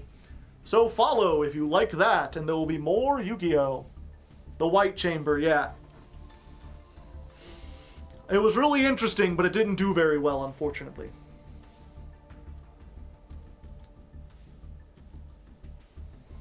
I've always been wanting to interact with you more, but I never really be able to think of why. I just seem like that kind of guy, I guess. I don't know, the big thing in general is that, I'm friendly, but I'm very much just like a loner. I don't connect with people very well. I don't have, like, really deep friendships with, I think, anyone. Even the friends I have are just, like, people I play games with or whatever. I don't think I have, like, a confidant that I can, like, bare my soul to. That's because I just kind of prefer being alone. That's kind of the big reason, what was it, those regular watchers of the channel may remember that I think earlier this month I broke up with my girlfriend of like 2.5 years. And that was basically just because, like, I realized I just didn't feel the same, like, I just didn't feel attached to her. In the same, like, I think there was a time when I was in love with her. I still care for her deeply. We actually, we started chatting again, just as, like, friends or whatever. Softleg, yeah. I'm so sorry. It's unfortunate because, again, it's, you know, she was a good friend. It's just that was all I saw her as, was like a friend, really. And I was like, you know, I can't keep someone in a relationship when all I'm really thinking about them is a friend. And even my friends I mostly think of as, like, people to occupy my time. People to hang out with. I didn't hear about that, unfortunate. Yeah. It's definitely more lonely. Isn't a relationship just a friend with benefits? No, there's usually more than that. People usually want some kind of love. Do you think it's because you get burned out for baring yourself to people? I don't think so. Because I don't really... I explain a lot of stuff, and I talk... I get fairly personal on these streams, but... I don't think I ever get, like... Again, I don't feel like a super big connection to any of you. Passion always fades. Yeah, I think that was it. And again, you know, I know some people don't like to get too interpersonal, but I think that was just it, is like when the relationship started, I felt like this big connection, or I felt really passionate about it, and then over time that passion waned. And that's to be expected, you know, we all hear about, like, the honeymoon period. When you first start a relationship, it's very hype, and then eventually that hype wears down as you fall into a routine. And the problem for me was just, like, the hype never reached like an equilibrium. It just kept going down until one day I woke up and just realized, like, I didn't really have any strong feelings for her at all, that they had just, like, drifted away. You even said my screen name that one time a year ago. You're welcome, Angel Crab. Sounds like you got commitment issues. Possibly. Entirely, probably. The thing is like, what was it? I think beforehand, I was like, as the feeling was starting to go away, I was like, well, it's not like, yeah, I don't have the passion there, but we make a good team.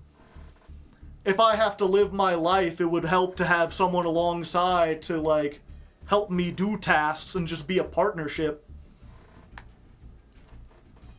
But I realized that was kind of, like, greedy. That's not what most people don't want, just, like, someone to help them with tasks, help them take care of a house, and also occasionally give hugs or whatever. They want someone who actually, like, loves them. Free couching. But who can say? I don't know anyone who has, like, a successful relationship. The old people I know who have been married for years, oftentimes they seem to have a whole bunch of problems and seem to not enjoy each other's company all that much. And it feels as though the only reason they stayed together is because of some sense of obligation. Shuffle the cards in the deck, bro. We're at the very end of the stream. We're just chatting about, we're just yapping.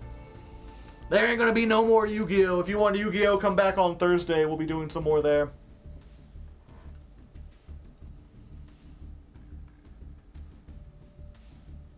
Yeah, I'm not into relationships myself. Just yapping about life. I'm considering a marriage of convenience with a friend to not pay more taxes.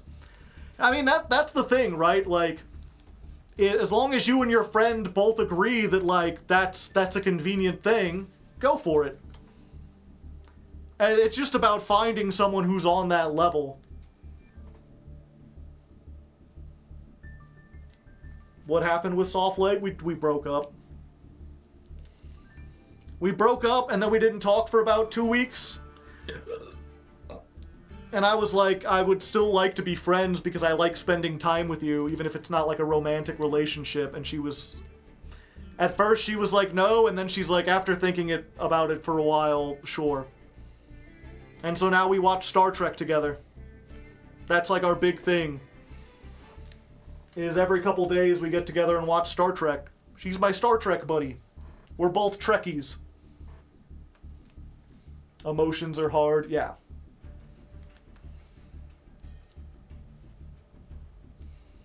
But that's just how it is.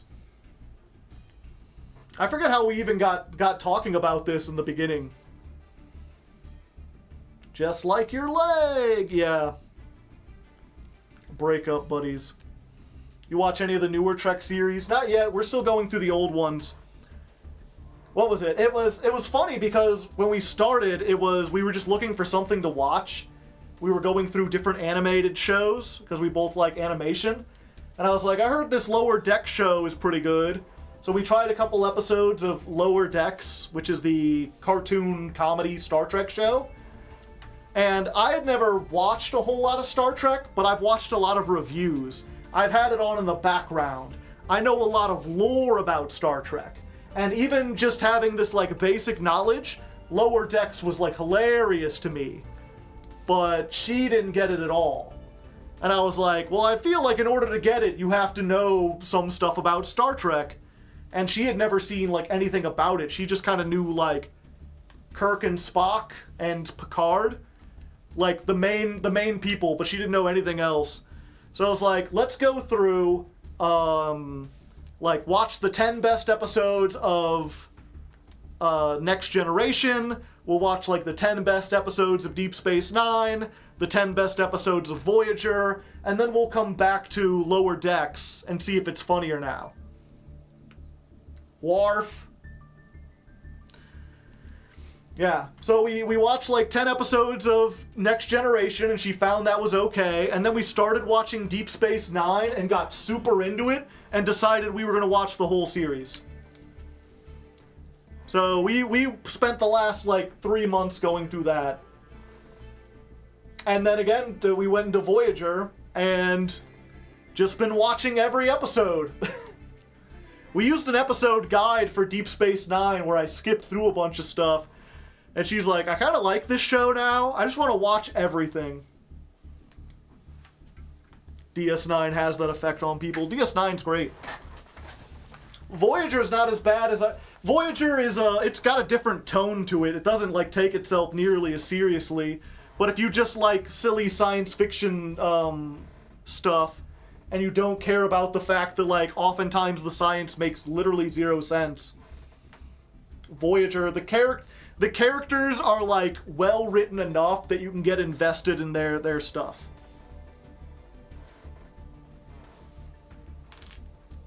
The characters that are annoying are, like, fun to hate.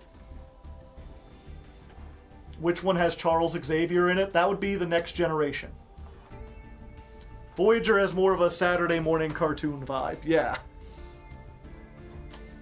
Janeway is one of the best. The thing about Janeway is that, so, like, what was it? They try so hard to make her badass, and sometimes she is, but other times it's it's really one of those shows where, like, she'll do something, and it'll be like, okay, I get it, and then you'll stop to think about it and be like, Janeway's kind of a war criminal. She's kind of like the least ethical person ever. It's the same thing with a lot of the science. They make it good enough that you can like go through it and then you stop to think about it for like a minute and it's like, actually that's the stupidest shit I've ever heard. Which wrestler? I think The Rock is in an episode.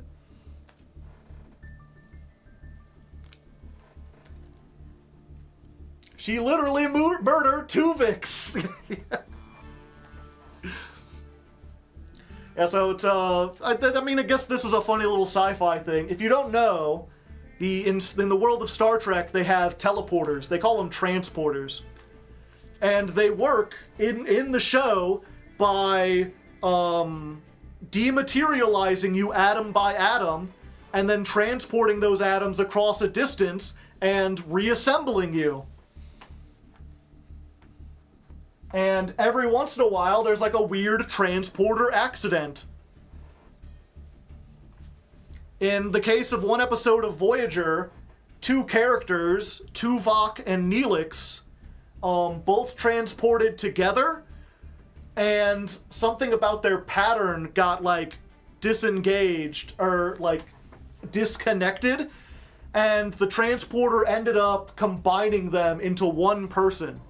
It made a brand new entity that had some of their thoughts and memories and a mixed amalgam of their personality, and it called itself Tuvix. Yeah, it was some kind of weird alien plant got in the mix or whatever. Like The Fly, but it wasn't like a gross monstrosity. Like, Tuvix was a fully realized person with their own personality, distinct from Tuvok or Neelix. And they had a whole thing where like they were trying to figure out how to put them back, and at first Tuvix was like, yes, that's a good idea. But in the meantime, they're like, we're stranded out here, we need any help we can get. And he's like, yeah, of course, I'll try to continue my duties as best as I can. And he started to form new memories and like original personality traits as a result of like living as this different person. And like actually got in relationships with like one of the crew members. And then 2 weeks later, they're like, okay, we found a way to like put them back. And he's like, but that'll kill me, won't it? And they're like, well, you aren't a person. You're two people stuck together. And he's like, no, I'm Tuvix. I have thoughts and memories and desires of my own. I don't want to leave. And they have this like big back and forth, and at the end of the day, Janeway's just like, look, I need 2 crew members more than I need 1 crew member, so get in the tube. And they force Tuvix into the teleporter and kill him. Turn him back into the 2 people that he was originally. And it's like, Star Trek, which is all about having these debates, has like an ethical debate. But because Janeway is supposed to be like the no-nonsense captain, she's just like, fuck you, I'm the captain, and if I say you're gonna die for my convenience, then you're gonna die. Good luck.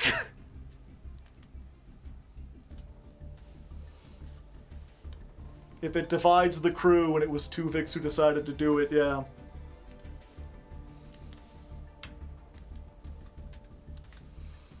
And there's a bunch of stuff like that where it's just always like they have a moral dilemma, and whereas like Picard or Sisko would maybe make their arguments, and even if you didn't find their arguments necessarily convincing, there were times where they're like, when Sisko has to do something unethical, there's a whole episode about how it weighs on him, about how he decides to do something like underhanded, and it's one of the best episodes of DS9. And then meanwhile, Janeway just does this shit every day for fun and no one cares. Janeway was more of a cowboy than Kirk, somehow. Reminds me of the Cuphead episode. That was a fun one. Anyway, we've been rambling here long enough. Again, hopefully you enjoy these more casual episodes. We lost quite a few people chatting at the end, but that's just how it is. Most people come here for Yu-Gi-Oh! Not for the yapping. But enough of you do stay for the yapping, that I guess it's fine. Does the body count get split between them, or does it belong to the dead Tuvix? I have no idea. It was fun, yeah. I've always been thinking, like, oh, it would be really nice to have, like, if not like a politics stream, then like a current event stream, where we just sit down and talk about, like, stuff going on in the world. Which can include politics, but can also just include, like, yapping about life. Yapping about friends and everything. Talking about whatever, like, movies or books. Twitter Freaks too, yeah. I can do my own Twitter Freaks. But it's at this moment, and I say this a lot, and I'm sure this is not news to anyone here, but right now I'm working on a novel, and I'm trying desperately to get part 1 of it done before December, because I want to try to record it and have it out as an audiobook sometime in December. Speaking of Twitter, will you be doing Blue Sky? Yeah, I'm already on Blue Sky. I've been doing stuff on Blue Sky. If you're not following me on Blue Sky, I'm more active there than I am on Twitter now.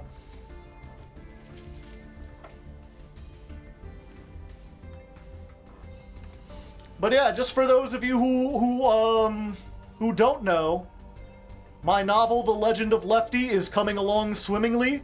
I just hit the 20th chapter. If my calculations are correct, which they might be a little off, part 1 is going to encompass the first 40 chapters. So I'm about halfway done. And the first half of that, I had to do significant rewrites. The first part of the story is the roughest. In fact, I'll probably end up going back and doing like another pass through of it if I have the time. But I'm hoping that like the latter 20 I'll be able to get done in like a couple weeks. What is Blue Sky? I'm not doing a lot of social apps. It's just Twitter too. It's just imagine Twitter, but there are no bots, no news companies, and no corporations. It's smaller, it's almost entirely artists and actual people talking about stuff. The algorithm is much more catered to like exactly what you want. Like it rarely recommends you people that you aren't following or that your friends aren't following. And also it has all the stuff that like Elon Musk took out of it, like censorship features that keep Nazis off of it, a block button that actually blocks people. I think you get slightly more characters, which is nice just to be able to write something slightly longer. It was pretty rough a while ago, but they just had another big surge, and it feels like we've hit a tipping point where like now there's enough people that I'll post something and actually be able to have conversations.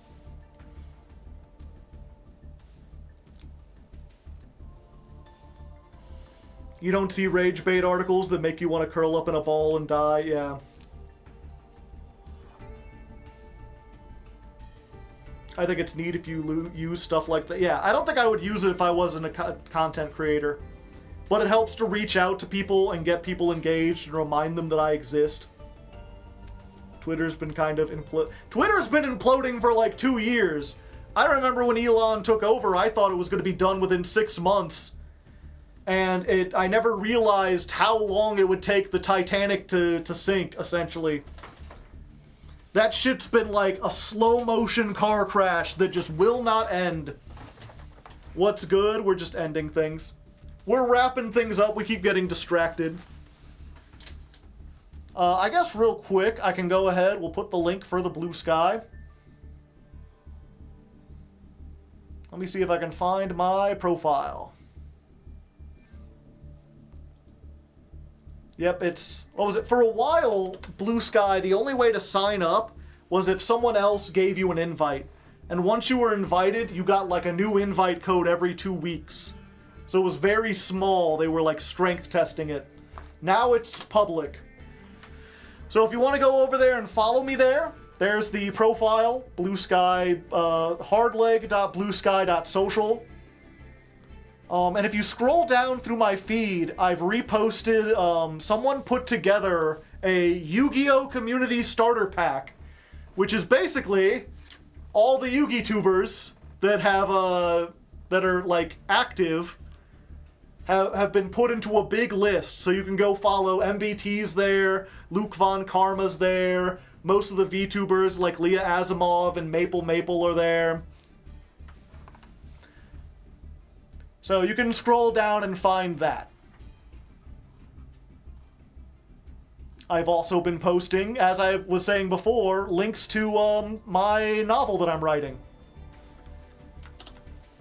The Legend of Lefty. If you're interested in like reading what's essentially like a beta version of the script, that's the way to think about it. This is going to be an audiobook and I'm writing the script. I'm posting the beta version because I want to get as much feedback as possible before I jump into recording it. Because once I record it, it might as well be etched into stone. And I want to try to improve it before then. So any feedback I can get is that would be great. If you'd rather just wait for the audiobook, I understand. Most people seem to be in that boat. They're like, you could stop telling me about this, I'm just going to wait for it to be done. But I need to build up hype. I need to let people know that this project is coming. I'm still working on it. We're going to get it. So just keep that in mind. Keep an eye out for it. When it finally drops on my channel, it'll probably be like 15 fucking hours long or something like that. It'll be huge. And it's really going to depend. I'm really going to need a whole bunch of people to check it out so that the algorithm will boost it around. I really want to see something original that actually like gets off the ground. So, you know, if nothing else, do it for me. I'd appreciate it. But even if you're like, Joe, I don't care about you or your success, I think you'd still like the story. Check it out because it'll be an interesting, neat story. You just gotta give it, again, the intro's the roughest part. Once you get past the first like 5 or 6 chapters, it really starts to hit its stride. I'm hoping I can fix up the first 5 chapters or whatever, but the way the story is set up, it's just hard. It's not like so many other stories where you can just kind of jump in. Like one 15-hour video, probably. I might split it into a couple parts. But most people, well, what was it? On YouTube in general, longer videos do better, especially now with the current algorithm. Longer videos on my channel tend to do better. If you split stuff into parts, people aren't likely to click on like a part 2 or a part 3. Most people would rather just have chapter codes where they could come back. Kind of hard as a non-native. Yeah, if you're a non-native speaker, I would just, or writer, I would just wait until it goes out there. I don't play Yu-Gi-Oh, but I love your YouTube videos. Oh, well, thank you. I like my YouTube videos too. Subscribe if you're not already. We're ending things. I need to stop attempting to end things and end things. Stop trying to finish this and finish it.